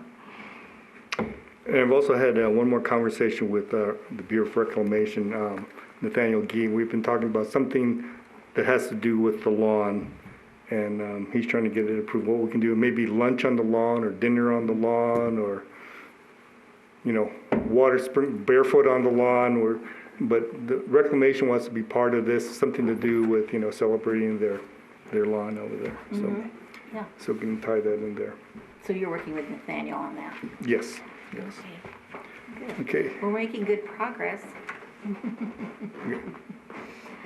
All right. Well, is there anything else, Tiana, that you would like us to talk about? Like what you talked with Charlie and Ray or? Oh, not Ray. Charlie, I guess. Charlie. Charlie. Yeah, anything we can do, or you need help on, or heads up, or? No, basically you guys just tell me what you're looking for, and then I will take it to the board, and then we will go from there. Okay, and you did get the idea about the cake at the museum, like? Yes, what's your guys' full idea on that, so I can kind of bring it up? Excuse me? The idea for the cake, do you guys want Yeah, it it's just like kind a of? birthday cake for 60 years, birthday cake. Would you like it Maybe-ish. more like in the restaurant setting, or? Well, I thought in that entry area, that's a really nice place for people just to come in and then they can go up to the museum if they'd like. Okay. But that would be like perfect place for the cake and Just a and then if heads people up. want to go to lunch there too, and just kind of make it available. Okay. The chamber is organizing a birthday event on the official birthday, which is January 4th, in the gym with a birthday cake. I mean, this has nothing to do with us, but Yeah. they are having a birthday cake celebration on the 4th of January there. Okay, that sounds neat. Tiana, so the previous Preservation Day, the museum had helped with a handout with a map. And, Do you already have one from previous years? I don't have one, but You I'm need sure one. we could Okay, come up with a copy, but maybe they could help us again with that because they The did such a museum? great job last time. okay. And Oh, when we do know about the tour, Charlie's tour, and the different buildings that will be involved Yeah. on Preservation Day, we can supply the museum with that, if they're able to help us with that again. Because that worked great. Tiana? Yeah, last year they provided the Yes. maps. Roger did that for us, so maybe he could do Yeah, it I was again. involved in that. Oh, so. were you? Okay. Great. Yes. Okay. Good job. Yeah, that was neat. Okay. Anything else? Right, Charlie?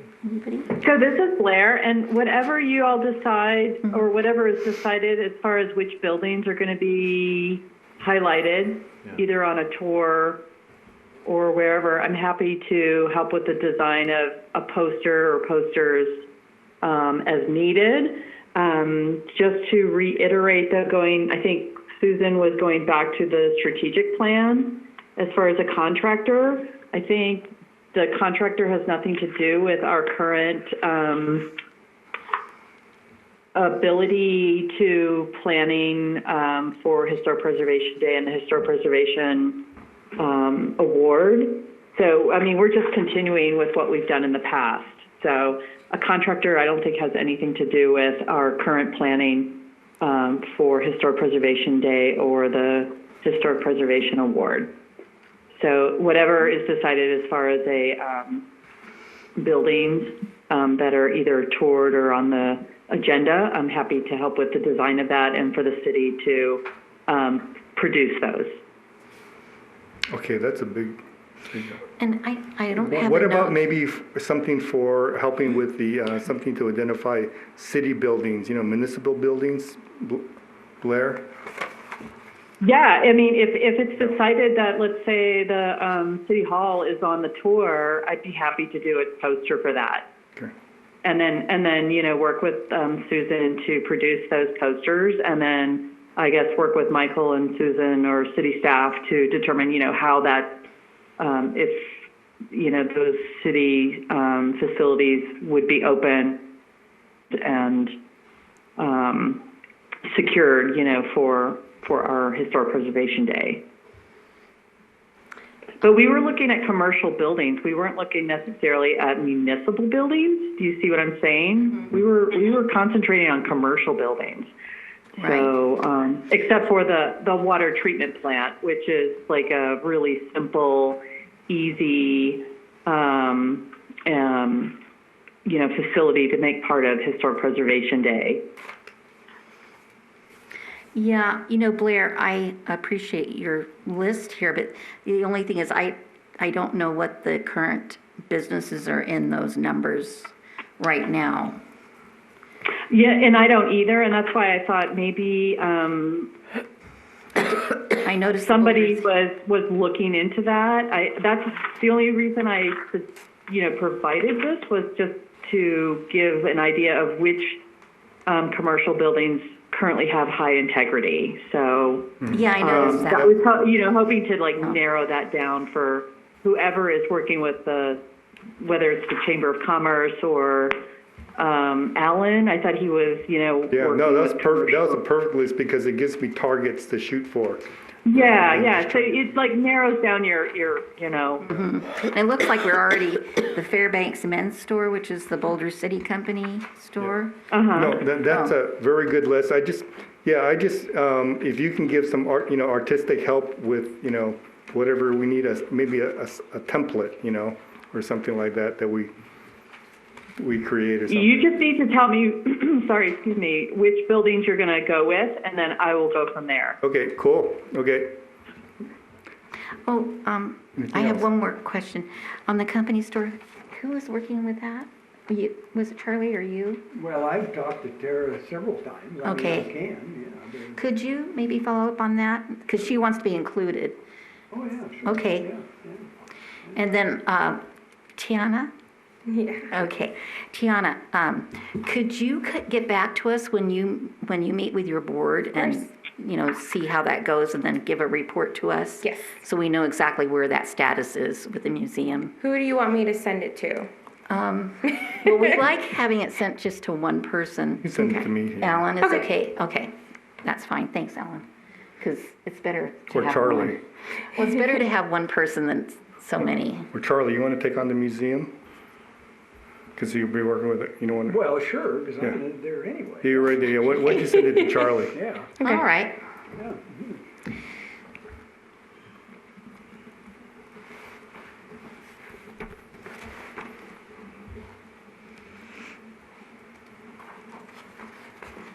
Yeah, and I'll work with the chamber to try to get the commercial buildings going and stuff.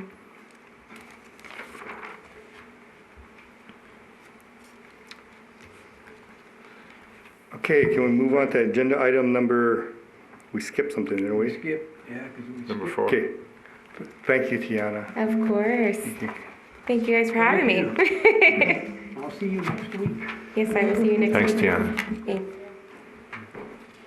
So, Mr. Chair, we're back to item number 3. Oh, number 3. Oh, for possible action, discussion of city strategy goal, strategy 1, develop a mission statement based on state and national standards as requested by member Davenport.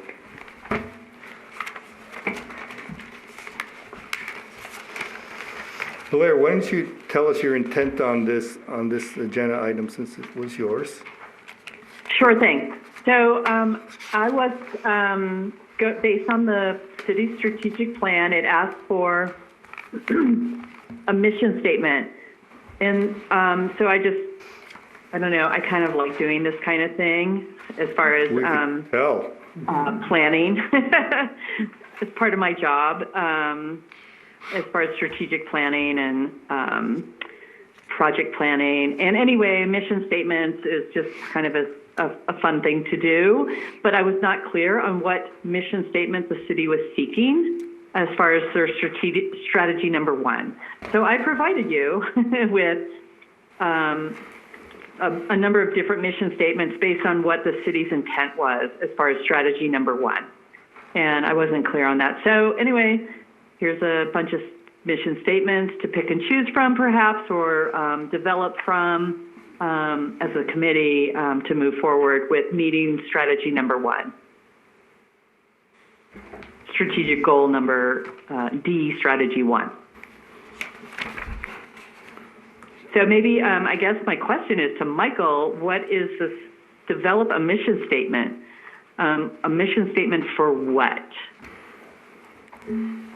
What I would go back to is the strategic plan and the Historic Preservation Committee's goal, which says to present a mission statement from the committee to the City Council that would direct future activities regarding historic preservation efforts within the community.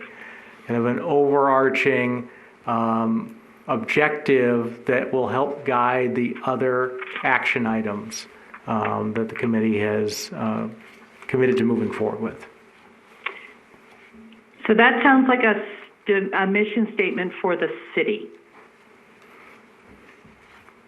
A mission statement for what is the city's mission for promoting historic preservation as opposed to a historic preservation committee mission statement.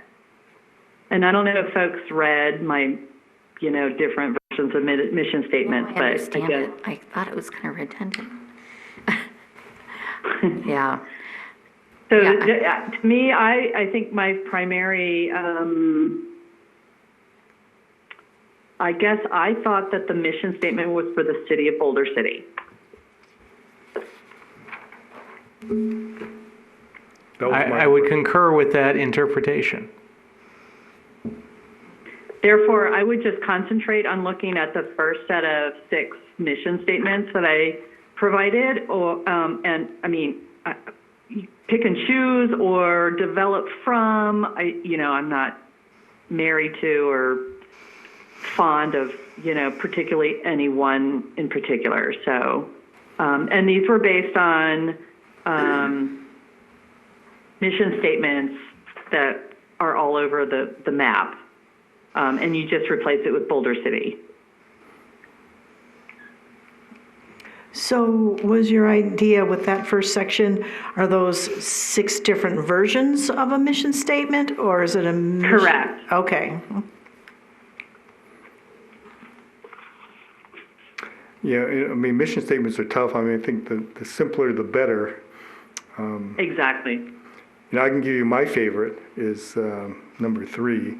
Boulder City is committed to preserving our small town charm and historic heritage by identifying, protecting, enhancing, and preserving our historic resources. Apologies for the S missing from mall.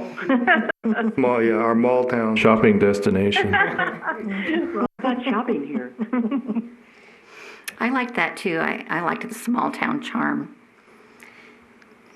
and historic heritage. Those were good words. Well, and I like preserving our historic resources, and that's how I look at, our buildings and things. This is resources that we have to preserve. As far as the committee's, mission statement, I think because it kind of falls in what we're supposed to be doing. I still like the first one, the Boulder City Historic Preservation Committee's mission is to advise the Planning Commission and the City Council and aid property owners in maintaining and enhancing worthwhile historical resources of Boulder City. Now that is our mission statement for what we are doing today. I'm sorry, what were you just reading from? Number 2, the second Number BC Historic Preservation Okay. Committee mission statement. Okay. Now, as far as staff might be concerned, might look at this, how our new goals and strategies, how does that perhaps change the role, or the city secretary, how does that change the role of the Historic Preservation Committee? That first one is what we do today. I think. I agree, Alan. I think for now, the first one is sufficient.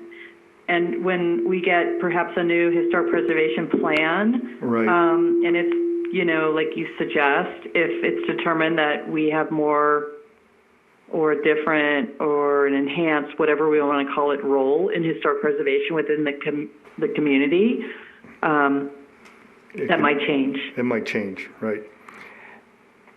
Yeah, Mr. Chairman, I think the intent with the goals, is you start with the mission statement, and as Member Davenport mentioned, that helps to kick off the development of the historic preservation plan. Yes. So focusing on the first 6. Yeah, focusing on the first 6, and I've been looking at different, and I'll try to share it with you.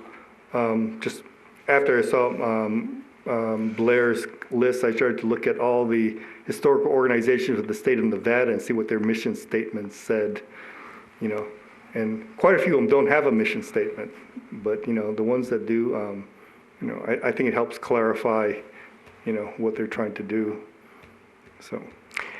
So certainly from a staff perspective, we can, the committee could decide right here among one of these 6, and that could be forwarded on to City Council. Or if the committee would like staff to do additional research to help with your decision, we're happy to do that as well.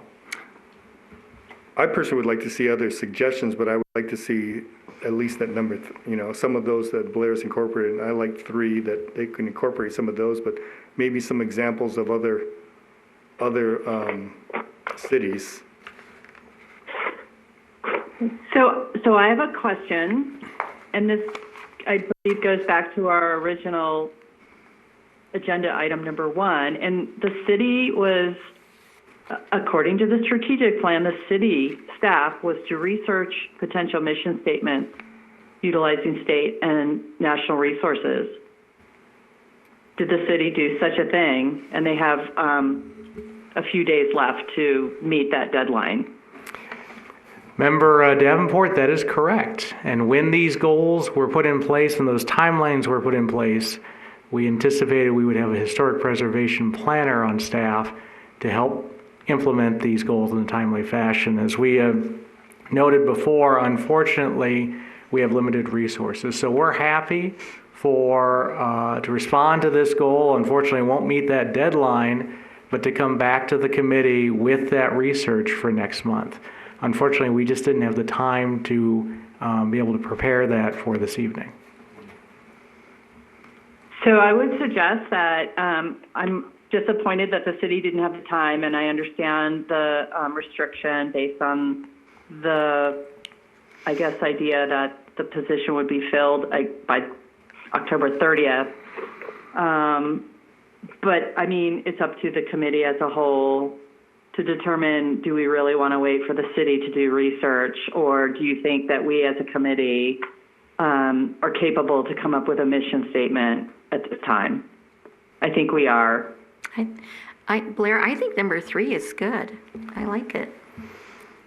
I think personally, 1 through 6 are fine, and you all decide which ones work. I like number 3 for 2 reasons. First of all, it has the preserving the small town charm and the historic heritage. I like that, and I like the fact that it's short and to the point. I don't need that it needs to get too wordy. And the other thing is, if it's, I don't see any reason why we can't adopt that or whatever, because one of the things is that it ticks off one of the items on the list of things that need to get done. I mean, we can check off strategy number 1. I agree. I mean, I don't think we need to, I mean, I understand that the staff is limited, and I'm sure they can come up with others, but I think this is a perfectly good statement, and I don't know why we can't adopt it or suggest that it be adopted, I guess, is the more correct statement. And I might add, I'm sorry, I didn't add this earlier, suggest this earlier, but that number 3, as well as number 2, are based on the city's existing vision statement as identified in the Boulder City Master Plan, which states, and I provided that background information, that the community of Boulder City is committed to preserving our status as a small town with small town charm, historic heritage, and unique identity, while proactively addressing our needs and enhancing our quality of life. So number 2 and 3 are based on existing Boulder City approved planning documents. So, Well, anybody want to make a motion? I liked number 4 the best. I like that it spells out that the city is committed to approving an array of historic preservation tools, programs, and incentives. And the city is doing that. I mean, it is what they're doing, but I like seeing it in print there. It's not as vague as to number 3.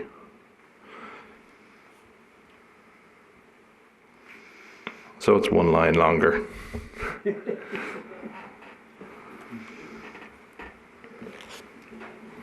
Just seems it's more of a commitment than the preceding one is. That seems it's vague to me. But I'm okay with 3 if everybody, if I'm I'd a still lone like to voice on see- that, it's okay. I mean, I think part of the reasons I'd like to see staff come back with, because I want to see something that staff is willing to commit to that we can agree upon. I mean, I would love to see more examples if possible for next month's meeting. Unless you guys want to make a motion to agree on something tonight. I'm okay with that if we make the decision next meeting. It's fine. If the staff has some suggestions they'd like to make too, I'd like to hear that. Yeah, we'd be happy to do additional research and bring that back at the next meeting for you. okay. Okay. Okay? Okay, so we're on agenda item number 6. Is that where we're at? 4. Right, number 4. Yeah.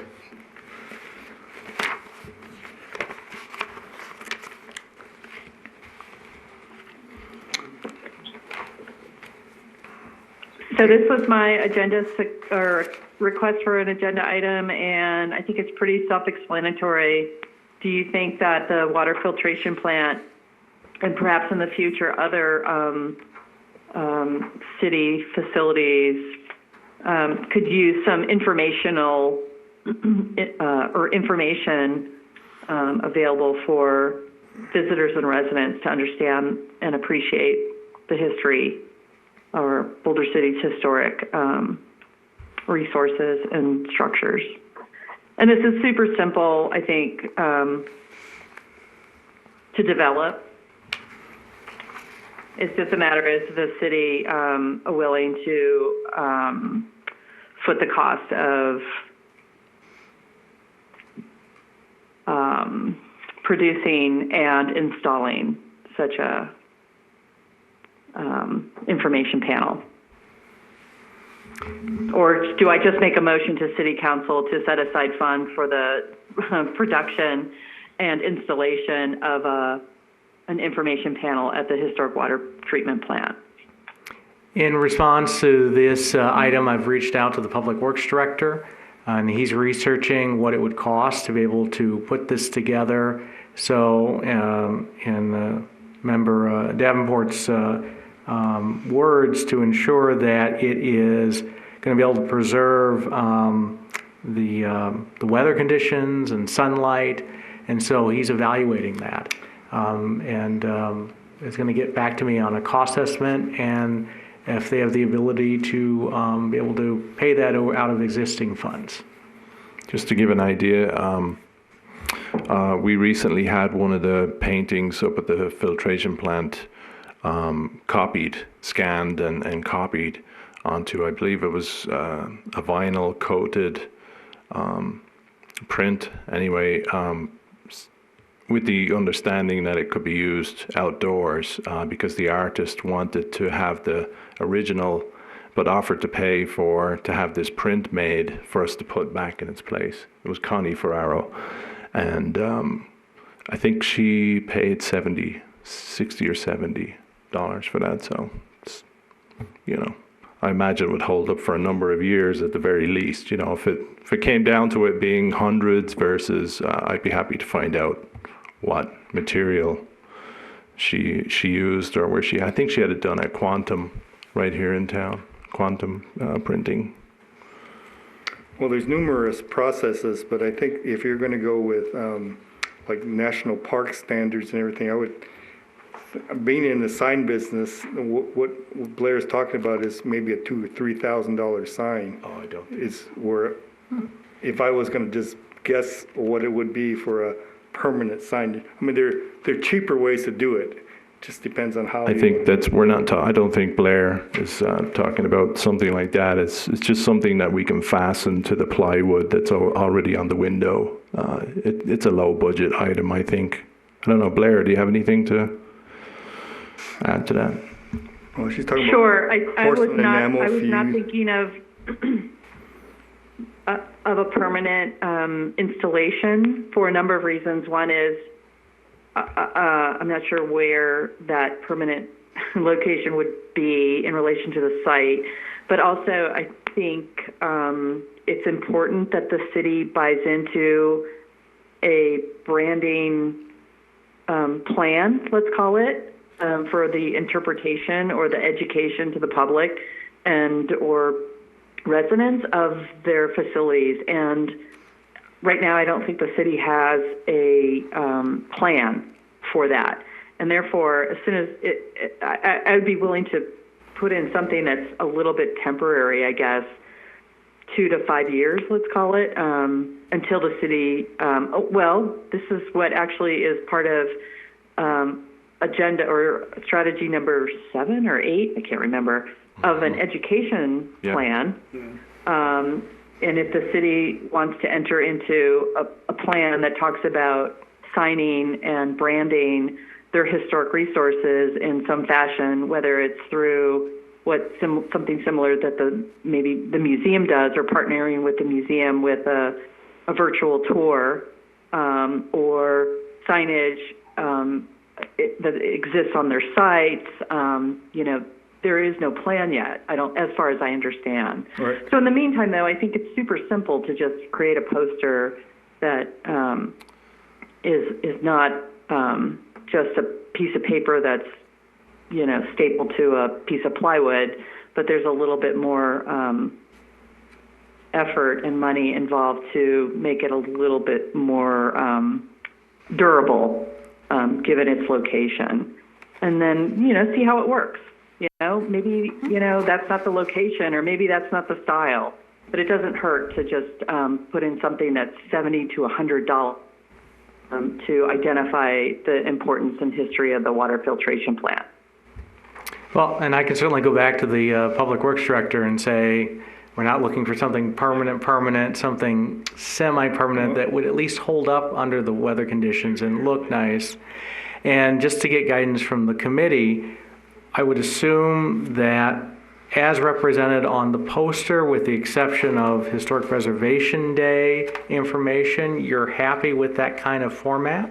Mm-hmm. I think we should have some discussion on that, on what we would like to appear on there. I know I haven't prepared anything yet, but I would like to sit down and think about what I'd like to see on it. Maybe Blair and anyone else that's, maybe we could talk about that at the next. I was going to ask we add that to the agenda if it comes to it for our next meeting, that we, say what we'd like to see on there and try and squeeze it in, because it looks like there's a lot of room to fit, some better information, I think. So I have a question. Is this something that Ray and I could just work on, together, and then at the next meeting come up with a mock-up for the committee to take a look at and approve? Sounds good to me. Yes, that should be fine if it's just the two of you. And that's what I'm thinking about Historic Preservation Day, especially with the Stantec, report coming out. It's like the city eventually is going to want to talk about all the city buildings and stuff, and they're all, I think important historically, but maybe you could think, that's why I was, after seeing your examples, it'd be nice to have these examples at City Hall or the police station, everywhere. I mean, that's a no-brainer to me. It's like any city building should at least have a story attached to it, because every one of them has a great story attached to them. you know. It's a great first step in that direction. A step, and then maybe it's a temporary display, then we can get funding for a permanent porcelain. I mean, that's the way to go, is the porcelain enamel and things like that, but that's gonna require a budget, a real budget. Well, maybe we That's a could great just idea. start with this one and see how it goes, and then, Right. Maybe we can just add a On couple, some more. you know, we already have information on the water and power building, so that's kind of, that's an easy transition, and, you know, then we can look at City Hall and maybe the police station and the gym, something. yeah, this used to be the school, right? The school. Shirley Temple went to school here. The only day she went to public school was here. Okay, All right, so we'll okay, bring it back next month. bring it back next time. With the recommendations. Okay, where are we? Thank you. Welcome, thank you, Blair. You were busy, you're a busy bee this year, I mean, this month here. Okay, Item number 6. number 6, discussion regarding Boulder City's application for Nevada Historic Preservation Fund. So, I don't have to tell any of you that this was a very important goal of the Historic Preservation Committee. And so when the city was designated as a CLG and SHPO provided an opportunity for a second round of grant funding, the opportunity presented itself to respond to one of the committee's highest priorities, which is updating the 1983 Janus study. And so staff has prepared this application that is due to SHPO on October 31st. And so we wanted to just provide it to the committee to be able to respond to any questions or comments regarding the application. It includes a cost estimate for updating the Janus survey. The total cost is approximately $33,000, of which, through the SHPO grant, the city could receive 60% reimbursement. And contained in the staff report is the proposal by Northwind Resource Consulting to do that work, which includes an initial presentation to the committee, and then coming back to the committee with the findings of the updated survey. And I'll answer any questions. Is there any discussion, questions? Well, this is great, Michael. Congratulations, Yeah, thanks for pushing that forward. Yeah. I don't see any, you know, I mean, although I know of some other firms, but this, I mean, I looked up Mooney, she is the one. She Yes, is I've very heard of her qualified. before. Yeah, you Somewhere, might I have can't met think of her it. at a seminar. I think I did. I would ask if there was any need or way for the committee to volunteer their time to take part in the survey, or, you know, like physical work being done in the street, that type of thing. If there was a way that we might let them know that we'd like to be involved in any way we can be helpful and learn something in the process. We can certainly ask the city clerk how that would work with regard to open meeting law and whether or not something like that would trigger that or not. So we will inquire. And assuming there's no problems with that, what we can do with the kickoff meeting with the consultant is raise that question about the role of the committee in participating in the survey work. Yeah, I would just like to encourage my other committee members to consider maybe taking part if it's possible for us to, in a little way, you know, just. Well, maybe even reframe the question to ask them, you know, would they welcome not only committee, but community involvement? I mean, did they, a lot of times, you know, I mean, there are other community members that may be involved. I mean, the more people will get involved in this kind of work, the more awareness there is, and the more, you know, people take ownership of historic preservation. So if there's a way the community could could help. This community, one thing it does, it volunteers and participates. So I'm sure there's a lot of interest in historic preservation. So, and certainly we can ask that question. So in terms of next steps, you will see with attachment 1, it included SHPO's outline of their round 2 grant application. They are going to be looking at all the applications submitted by November 15th and making awards and entering into subgrant agreements with the recipients so that we would hopefully be able to concurrently enter into the contract with the consultant and bring them before you at the beginning of the year. Because the other constraint with this grant is everything has to be done by next August. And so the consultant is absolutely committed to that. And so we'd want to hit the ground running at the beginning of the year to complete all the work, to complete the survey update. And that's whether or not we do get the grant. The city's going to proceed either way, right?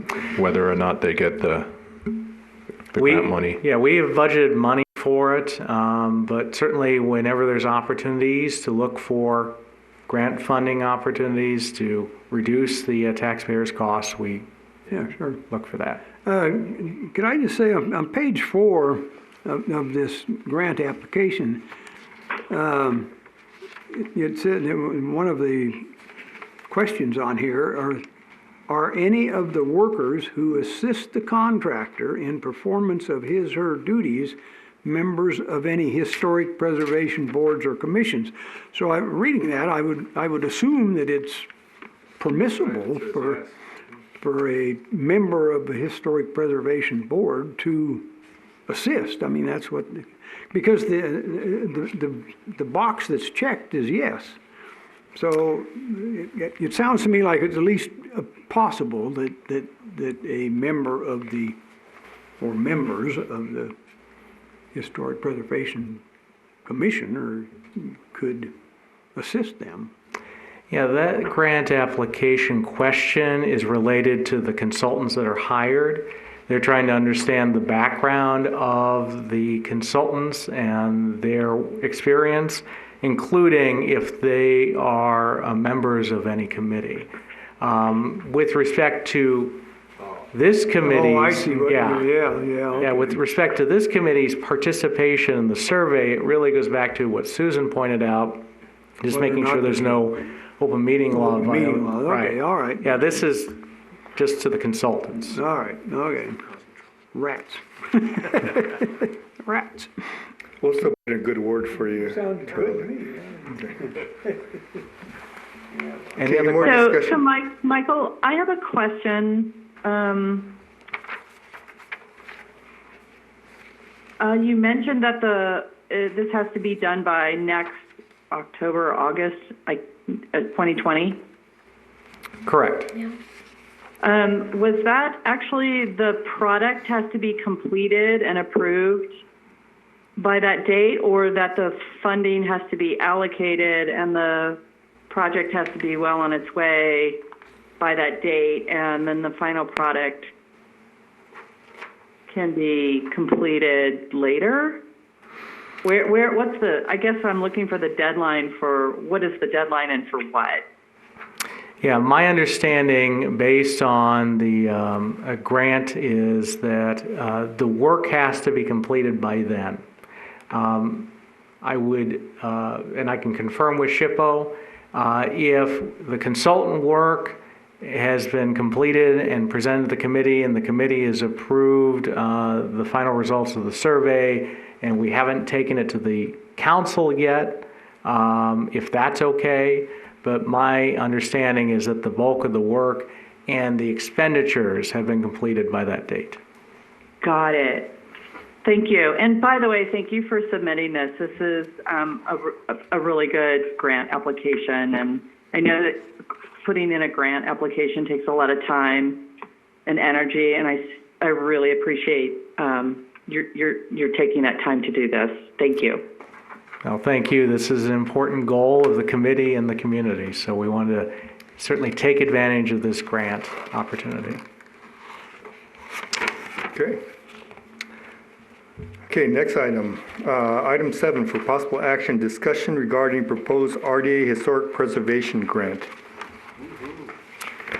Thank you, Mr. Chair. So one of the goals in the 2025 strategic plan, also echoing, as I noted in the staff report, the Historic Preservation Committee goals, is to look for ways to incentivize reinvestment in historic properties. And so our Economic Development Coordinator, Rafi Fastekjan, has put together this proposed grant. This follows the council's approval for fiscal year 1920 to budget $100,000 for this new grant program in the RDA district. And I attached a map showing the RDA district that would be used specifically for the promotion of preserving historical properties. And so we wanted to get committee feedback on the scope of the grant, specifically what types of projects would be eligible for the grant. And as also noted in the staff report and in the guidelines, the grant process, once approved by the City Council and once the city would receive grant applications, would include review by the Historic Preservation Committee on the suitability of the project that's seeking funding for RDA funds. Michael, are these new funds on top of what's normally allocated for the community development? I mean, for RDA. RDA? Correct. Oh, yeah. Great. Yeah, the City Council had approved an additional $100,000 just for this grant program. Now, this would be outside, I mean, this would include areas outside the historic district. I have, yeah, Michael, I have a question, because on page, whatever it is, the first page overview, it says, the Historic Preservation Grant Program property owners with eligible buildings are defined as either any building 50 years or older located in a Boulder City Historic District. But then over here under the eligibility criteria, it says buildings must comply with all below. The building must be located in the RDA district. Well, the RDA district, according to your map, doesn't include most of the historic district. RDA funds are limited to commercial buildings, so houses on the avenues aren't going to qualify. So these, any building 50 years or older located in a Boulder City Historic District. Correct. So there are certain constraints with respect to RDA funds. And let me provide a little additional background information. So Nevada, like many other states, has programs that incentivize reinvestment in communities. Within Nevada, it's called RDA. And there are state statute requirements on the creation of an RDA district. When the district is created, the community has to establish these criteria, including blighted conditions. And so when the city created the RDA in 1999, the area that's highlighted in, we'll just call it violet on that map, is what was eligible. And that is correct. It does not include the residential areas of our community. So that's the initial constraint. The grant is set up in such a way that it contemplates, and this is where we're looking for committee input, buildings that are within our existing historic district or districts, anticipating there may be future districts designated, and then buildings that are on the National Register. We can modify this criteria however the committee would wish to try to capture appropriate projects for historic preservation. But certainly, we wanted to preclude buildings that aren't historically significant because they have other RDA funds that they can try to pursue. This is to specifically encourage the preservation of historically significant buildings. But they have to be in the historic district, Boulder City Historic District. They have to be in a historic district and 50 years or older. Right. So the only part of this diagram that would apply is the buildings within the park and Nevada Way down to whatever it would be, 5th Street or whatever there. Correct. And above, I guess that must be Arizona Street. Well, Arizona, yeah, or Wyoming. I guess that maybe is Wyoming. So it's just that little area there. I mean, which is fine. I'm just trying to understand that we're just talking about commercial buildings within that small area here. Is that correct? Correct. Now, certainly we could expand it. We could list buildings that are 50 years or older within the RDA. Within the RDA. But, that'll be up to the committee as to whether you want to broaden the opportunities, and then part of your evaluation will be whether the proposed project that'd be seeking these funds meets these guidelines. Mm-hmm. Mm-hmm. Michael, I'm very disappointed that residential wouldn't be included in this, because I'd like to see the residential historic preservation to be encouraged in such a way that there be any way that we could set it up so that, like with the preservation award, there's 50,000 for commercial buildings and 50,000 for residential. Is there something that prevents us from setting up a historic preservation grant that homeowners can also avail of, and not just the business owners? That is certainly something that could come out of the action items that the committee is evaluating, which would designate general fund dollars for additional historic preservation grants. But unfortunately, per state statute, with RDAs, it has to be within the district. Right. And then we have put the additional requirement that it be within Boulder City Historic District. So there's two things that it has to be within the historic district, and it has to be within the RDA area. Right. Unless you want to modify that. Right, This is, again, this is a starting point. Well, no, I don't know. I'm not objecting to it. I'm just trying to understand that that's what it means. So we're talking about that area. The way it stands right now, we're talking about that area. Unless, and again, this is looking forward, with additional districts being created, then it would be eligible elsewhere. Yeah. So this is an additional lump sum than what's already existing in the redevelopment fund? So this is another lump sum only for historical? Correct. Okay. Oh, okay, so I look at this purple lines here. It looks like it goes through Nevada Way towards Buchanan. Is that part of the RDA district? That's why, let's say on Nevada or Boulder City, Nevada Way is in Nevada Way. That's why they are currently eligible for RDA funds. Correct. That's a lot of the signage and things like that. Mm-hmm. Mm-hmm. But technically, they would not be eligible for historic preservation with this new grant. It'd just be the historic district. Yes, unless you wanted, say for example, you wanted to encourage reinvestment in our older motels. Right. That are along Nevada Way, then you could, instead of saying any building 50 years or older in the district, you could just say any building 50 years or older. Right. Yeah.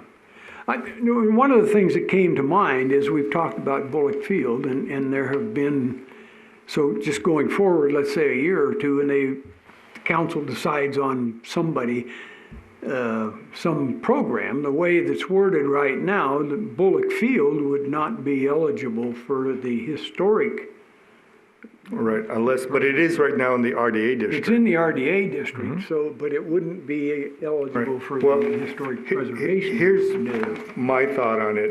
Is as we consider, a different historic district, I mean, part of this thing is driven by demand about property owners that see this opportunity. I mean, there are so many buildings outside the historic district that are turning 50 years or older that are historic. Yeah, sure. Significantly. Yeah. I would think we would be encouraging people with 50-year or to come to us to help with their historic preservation efforts. And that could actually, motivate us to incorporate them into different historic districts. I mean, that might give us a gauge of interest, all of a sudden, like everybody along the historic motels are coming to us for historic preservation. And with some of the things that we have as strategic plan items, maybe there will be additional districts developed here within the next year or so. I mean. Yeah, that's in our plan, so it's in our probably plan, coming. Yeah, so maybe it will, but. Now, could we just say that it's within the city of Boulder City, that it has to be over 50 years old, that's not even in this RDA district, for No, example? again, it has to be within the district to be eligible. Within the RDA. RDA Yes. district, Mhm. established. Sorry, I should clarify. Yes, Yeah. RDA district. Right. Michael, this is Blair. Can you elaborate on what is the point of the RDA?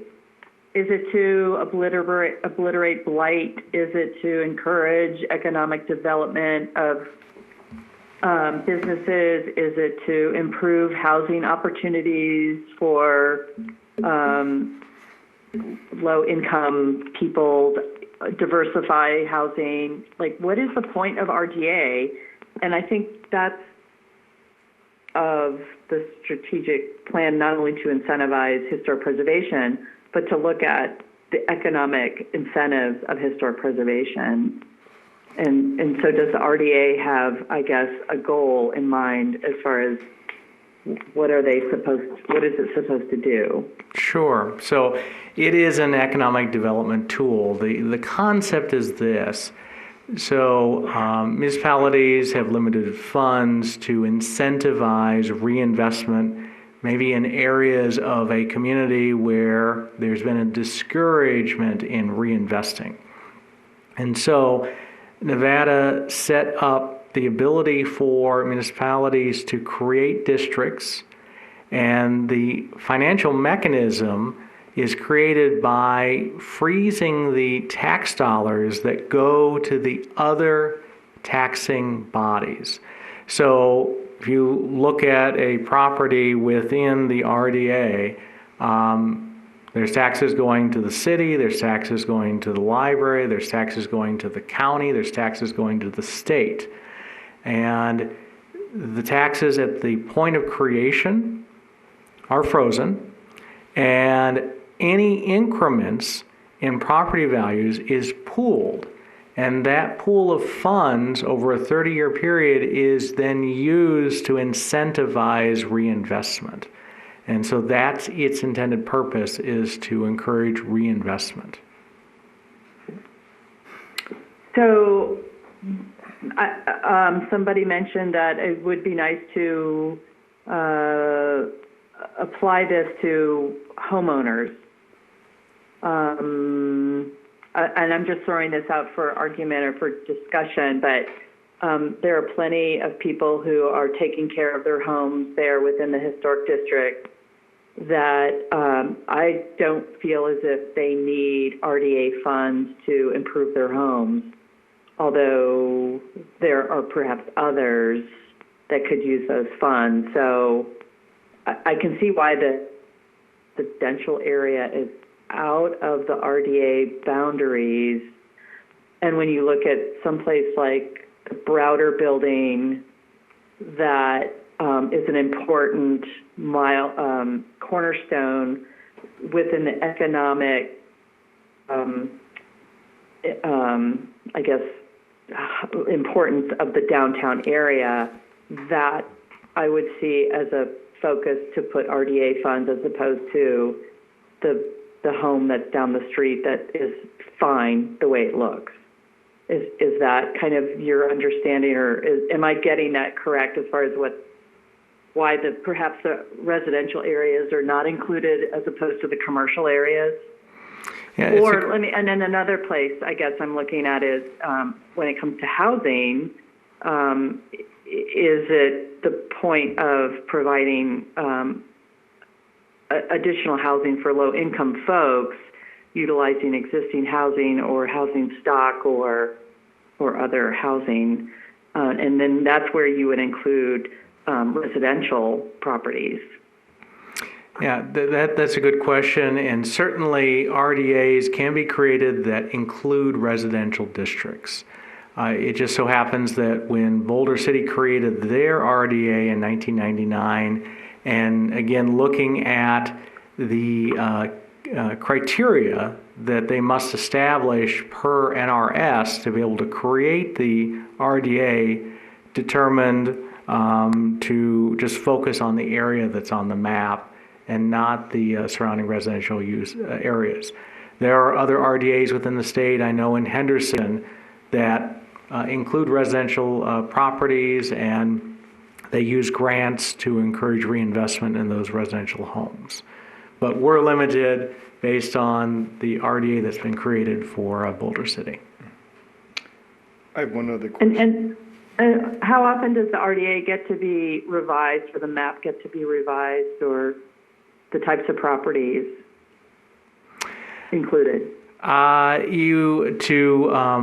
Amend the boundaries of the RDA, you're kind of starting over with the creation and the justification for does it meet the criteria per NRS?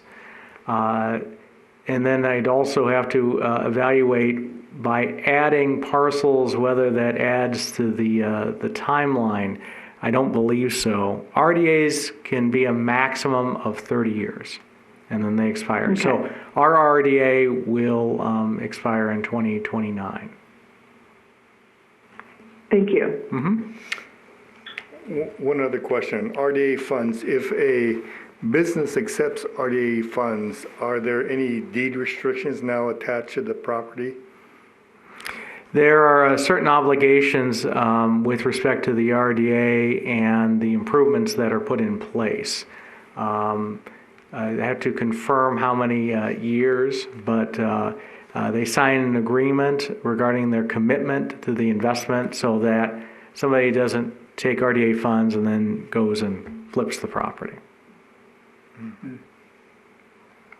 But yeah, I think it's an important part of, it's kind of the carrot and the stick. A lot of times funding, depending on who you get your funding, then there's deed restrictions on properties, and that's the number one thing that protects the properties because of deed restrictions now, because you've accepted federal money or state money or whatever, then you can apply deed restrictions as part of the deal.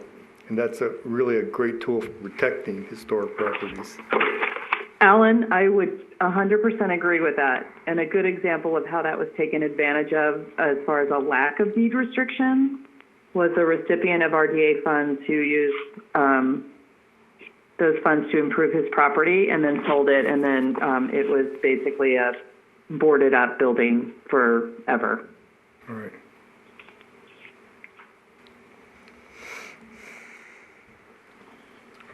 Just a question, yeah, I'd like to find out what those deed restrictions are, or I think that's part of the incentives. It's like getting people to buy in on incentives, but it's how the water, the water authority gets xeriscapes in front yard. They'll pay you for removing your grass and give you money to put in, xeriscape. But if you change it back to grass, then you have to repay the water district the money that they gave you for putting in xeriscape. So there's a penalty. And I don't know if there's any kind of penalties like that could be, associated with the grants, which would help in our preservations of the buildings as soon as we found that they had accepted money to preserve their buildings and might offer some protections. I would really like to see that addressed in the criteria or the restrictions or whatever you want to call it within this particular grant program. Do you have certain parameters you would be interested in including? As Alan mentioned, deed restrictions added to I don't know if you call them deed restrictions, but that sounds like what it's supposed to be upon receiving grant funding. And what would the deed restrictions be? I guess that's something we would have to come up with. So if, for instance, somebody received grants to restore the exterior of their historic building, and somehow they did not utilize the funds as programmed or as according to, I guess, the I don't know if it's I don't know how an application or criteria. But if they, let's say they built a second story as opposed to just restoring the front facade, then I'm not sure what that restriction would be. Would they be? I don't know what that would mean. The money has already been spent. But then, I guess, Alan, are you talking about then that restriction should be maintained in perpetuity with that property? Well, I know, the theater, the Boulder City Theater, and actually the hotel are probably the two of the most protected buildings in town, only because they took, different kinds of grant money from the state and the federal government for restoration. And as soon as they took that money, there were certain kind of deed restrictions on how architecturally they could change the building, or the building could not be, changed in any significant feature. It protected the building. And I'm not sure how those work, but I know those are two examples in town that do have deed restrictions on them because of money they took.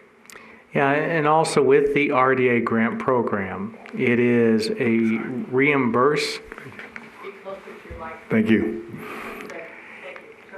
It's reimbursed. So what would happen is the grant applicant would come before the Historic Preservation Committee and get a recommendation. It would go on to the RDA board, which is actually the city council, for a recommendation, and then go on to the city council for final action. That occurs before any work is done. And then it's tied to certain approved plans that are submitted with that application. The city would not reimburse unless they followed through with what was represented to the Historic Preservation Committee, the RDA, and the City Council. So that's a control the city has. The funds aren't given out up front, they're reimbursed, and they have to make sure, staff make sure that they follow through with the requirements. And I think some of these grants, you can't be too restricted. I mean, they're not that big a grant. I mean, I guess it depends on the size of the grant. I know that the grants for the theater and the hotel were sizable. With this grant, obviously it's dependent upon budget, but it's also dependent upon a cap. You'll see that in the guidelines, it talks about a maximum of $99,999 dollars. And the reason for that is that when a city provides funds greater than $100,000 to a business, then that business has to utilize prevailing wages for that project. And so that's why the grant is set at a maximum of just under $100,000. It's also dependent upon the annual budget that is approved by the city council for this grant program. The initial year is 100,000. Certainly the city council could recommend to expand this in following years, but that will determine how many grants can be allocated as well. Okay, you've answered my questions. So in terms of guidance, we can certainly do additional research and bring this back to you, or if you've got guidance now on how you would want to modify the guidelines and can provide that to us, you can recommend that we move forward with the taking it to the city council for their consideration.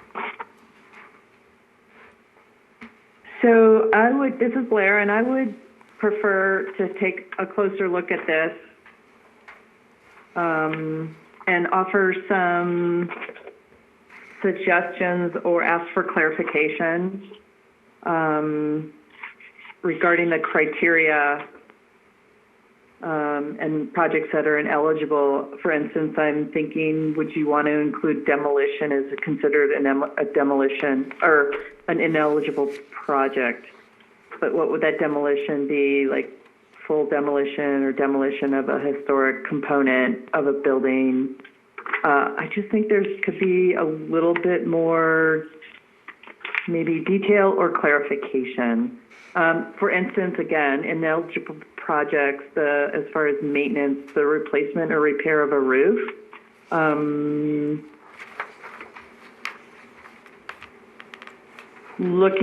So I'm just thinking of the Browder building. No, I can't remember. No, yeah, it is the Browder building. The roof was an asphalt, I think, shingle, but it had a really funky, weird design to it. And the roof that's there now is fine, but it would be nice to improve the roof to its historic design. And therefore, I think it would be kind of a good incentive to replace a roof that is historically appropriate. So I just think that maybe we could, I would like to have a look at this and maybe reorganize this a little bit. Right, I love To that meet idea. Secretary of Interior standards for restoration, rehabilitation, and maybe that's what I'm trying to do is the list that's there could be like lumped under the Secretary of Interior standards for the treatment of historic properties.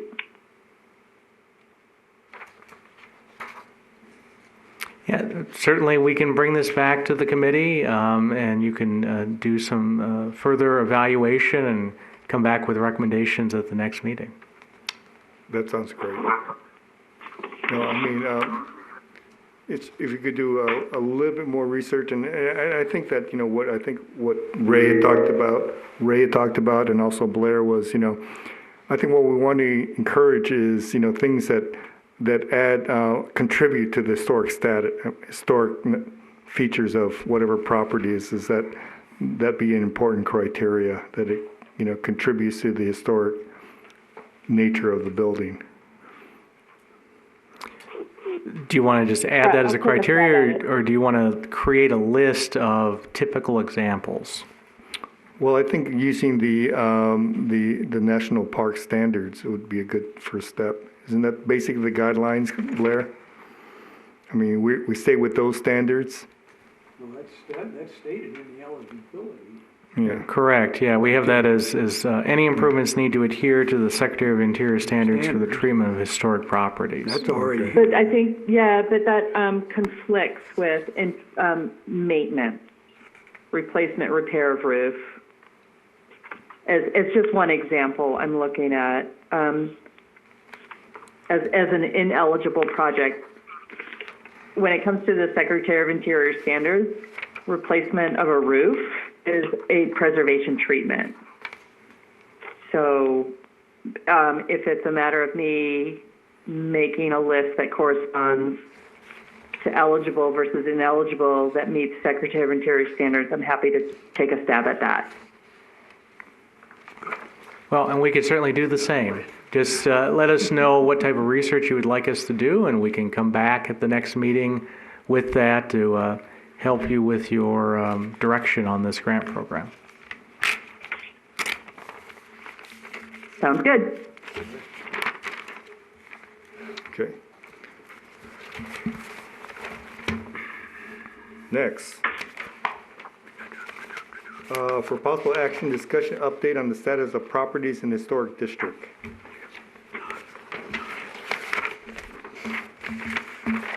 Any other updates with anybody on any historic buildings? Okay. Just curious if there's any new information on what's going on up on the old hospital property, or a lot of people have been asking me in the last week about it, and there's talk of 12 or 14 homes being built up there. I'm just curious, do you know what the plans are? Sure. The city has issued a permit for retaining wall and grading of the site, but that is all the city has issued. We have asked the property owner what his long-term plans are, and his response is that he doesn't know, but he wanted to move forward with the retaining wall at this time. Oh, it's just rumor. Yeah. He tells me it might be a park, but, we'll see. Yeah. But he basically wanted to stabilize the land and kind of clean it up.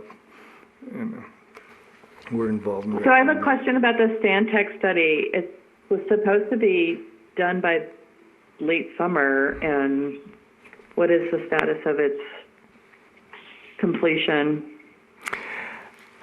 My hope is that it will be back before this committee before the end of the year. We're waiting on some additional information and circulation of the draft among staff that then we can provide input to, and then bring to the committee and eventually to the city council. Thank you. Okay, item number 9, for possible action, committee discussion regarding potential agenda items for December 4th, 2019 Historic Preservation Committee meeting, which is a special day for us, right? Yeah. It's so we don't have the... Thanksgiving and Christmas. Yes, and we may have a potential challenge with meeting that day because that may conflict with Utility Advisory Committee. I'm trying to get clarification on whether they're going to be in the same council chambers that same evening. But we will certainly follow up with the committee if we're going to have a conflict, because unfortunately, previously, when we had meetings that conflicted with other meetings, we could just relocate to another room within City Hall. But since we're televising all these meetings... It's all Holly's fault. Yeah. So we should have a hostility meeting. So we would need to look at a different date. But having said that, the purpose of this agenda item is an opportunity for the committee to discuss and plan, and then also have a conversation with staff regarding expectations of agenda items for the following meeting. Not only does it give the committee a chance in the open meeting forum to discuss what you would like to evaluate at the next meeting, but then it gives staff a chance to say, well, we can do this work as follow-up, and we can, respond to these items. So I think we've kind of heard throughout the night several items that you're requesting for bringing back to the next meeting, whenever that meeting is. Maybe Susan, just to reiterate those. Well, I'd have to look over all my notes, but I believe you want most of the items on tonight's agenda to come back at the next meeting.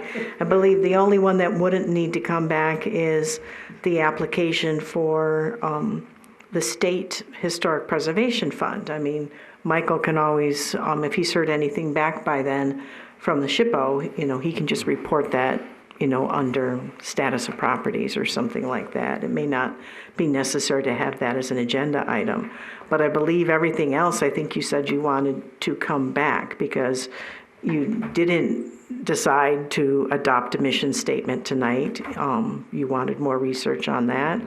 And likewise, I believe, goals and priorities. Or, no, actually, you did make a motion on that.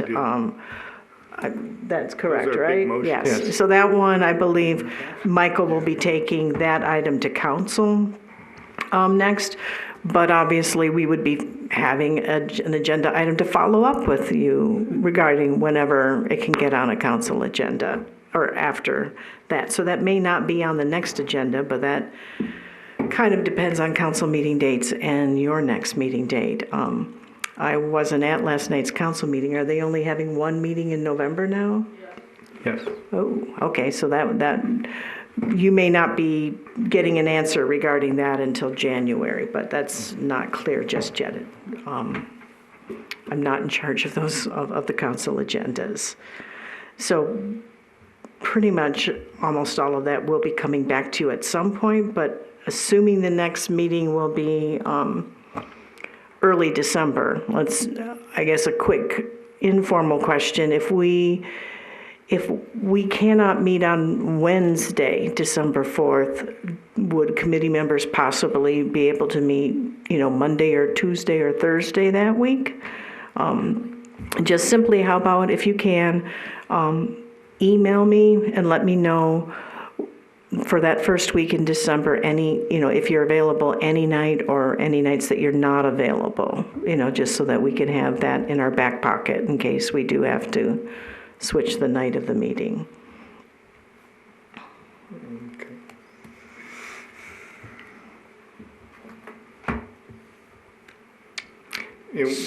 One of the things I think this was to understand too is like, if we send them notes the week before this meeting, it's really hard for them to get it on the agenda and get the research done, because she's basically trying to get the packet out.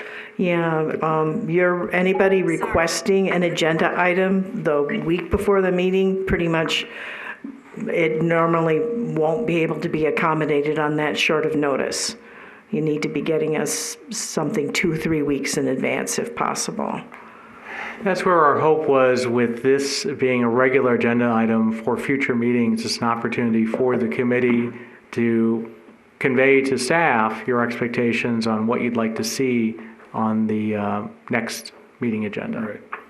Unfortunately, only all our great ideas happen the week before the meetings, so that's our problem. Okay, well, since they're public. So, wait, I have a question.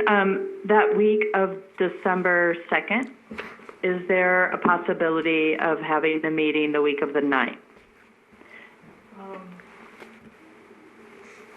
The problem may be staff's other deadlines with other meetings.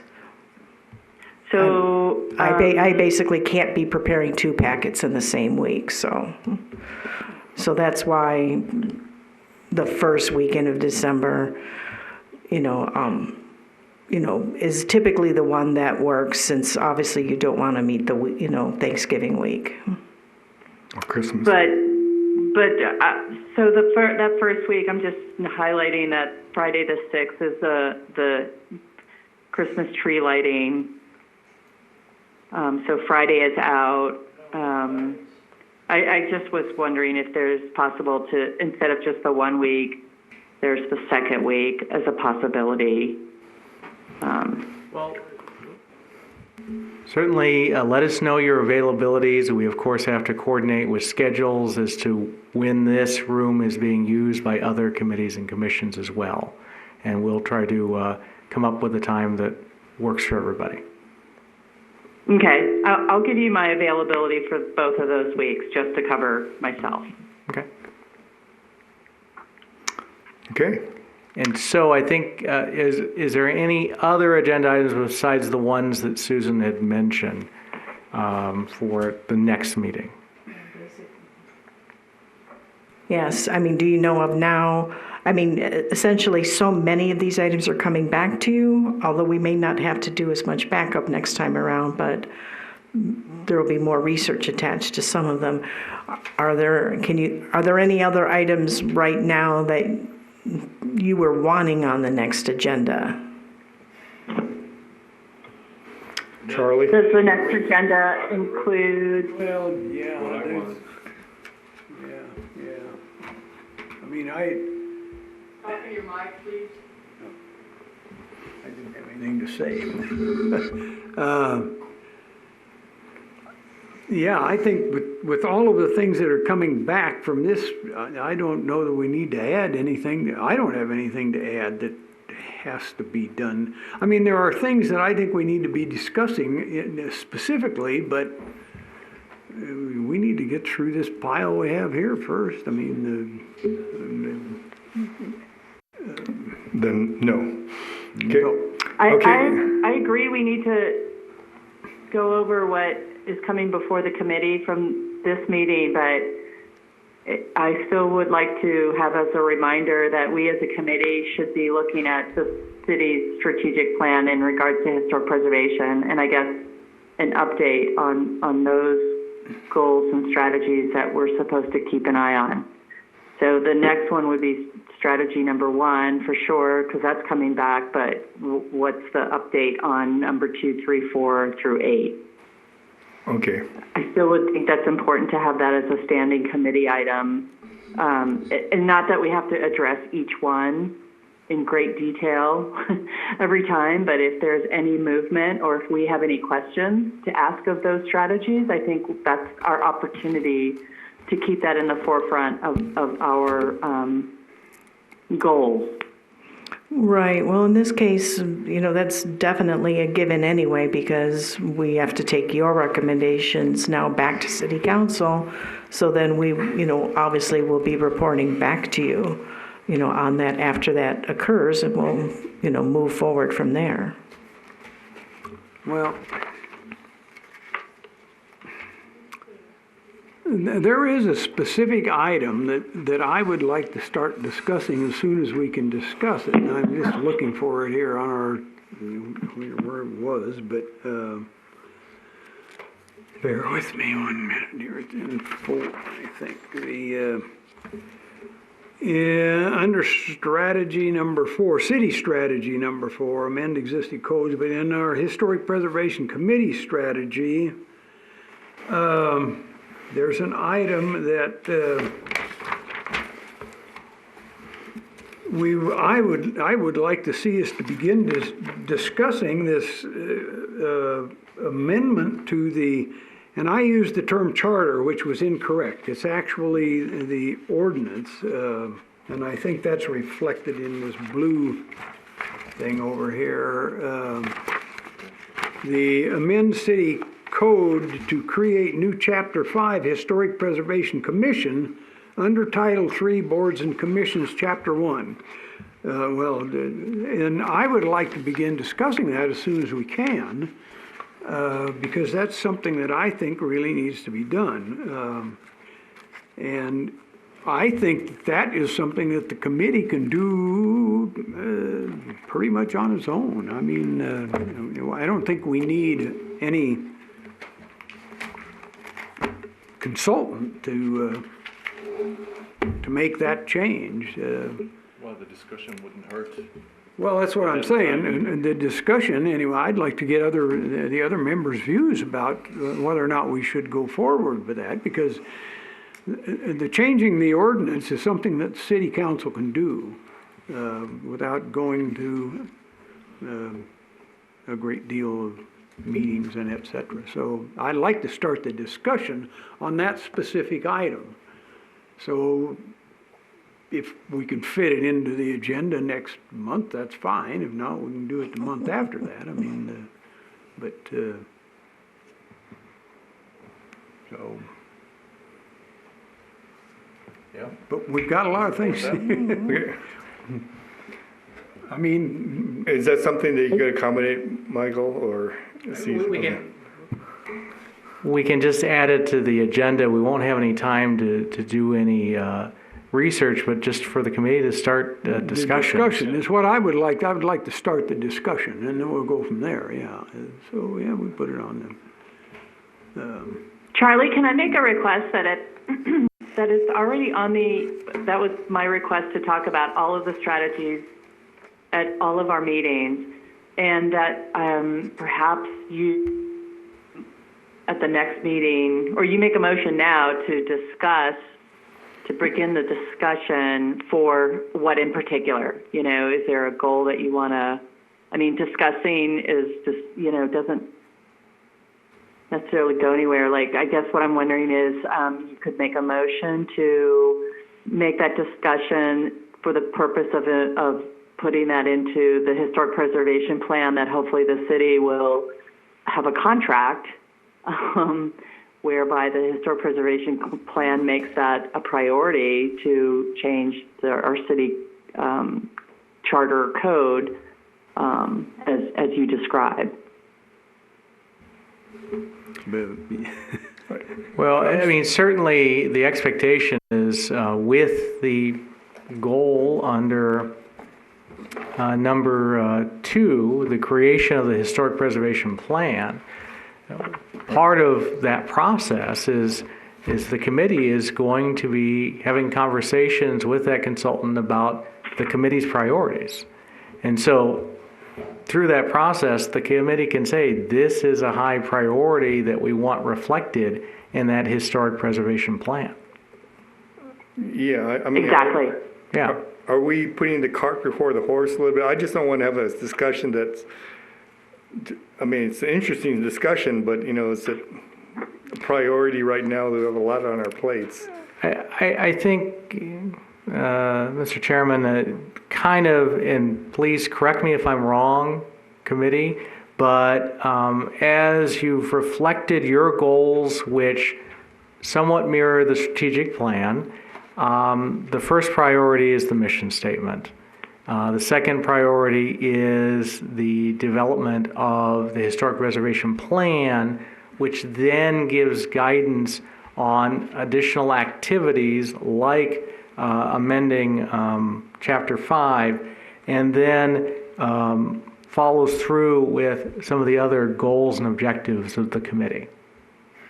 So there's kind of a sequence of how to implement all of the committee's goals as it relates to the historic preservation.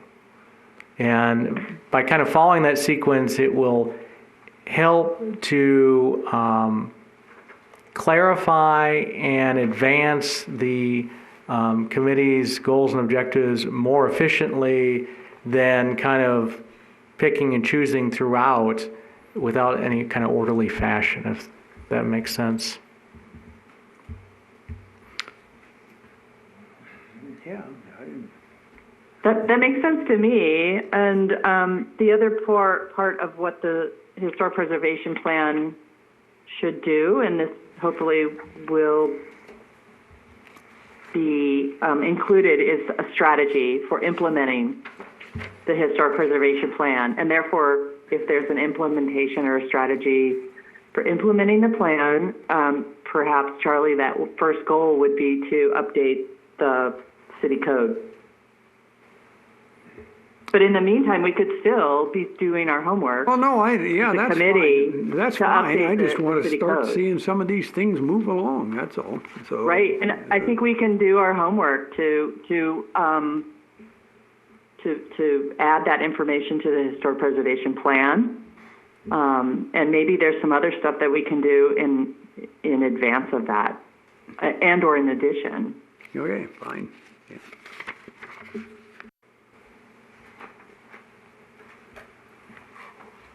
Right, because we're going to still have this item number 2 as a regular agenda item, right? I mean, the number 2 is going to be, as long as we touch bases on all these missions, item number 2 is going to be pretty much standard agenda item we're going to have every month. That was part of your adopted Right. plan.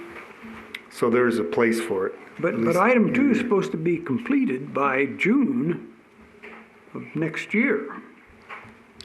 Well, that, again, That's right. all of that schedule was based on us assuming we would have a full-time staff person hired. So obviously, some of these dates may be amended as we move along, but certainly we're going to move forward as best we can under these changed circumstances to see what budget the city council will approve for third-party consultants to assist with these. Michael and I Susan, wanted to ask how much, is it time, does the strategic plan, can it be amended to be adjusted based on the change in staffing that was expected? That is certainly So at in the, lieu of staffing doing the work or new staffing, and if this work can be completed by contract, does that change the deadlines or change the budget? yeah, So if you had, let's say, $80,000 or $100,000 for a position, that $100,000 goes towards these contracts. Does that change the deadlines necessarily? the strategic plan can certainly be amended by the city council. The budgetary considerations are also a decision by the city council. So again, back with agenda item 2, with the direction tonight, we're going to go forward with asking the city council to seek funding to be able to implement the goals that were identified for third party. But in terms of the timelines, that is at the discretion of the city council if they want to amend them. Okay. Is there any further discussion? Okay, since there's no public left for public comment, I call this Yeah, I'll meeting go. to an end. Thank you. Adjourn this meeting. Thanks, everybody. Good night. Hey, Blair. Thank you. You're probably just going to jump into bed. We have to drive home. Thank you for everything. We're trying at 9.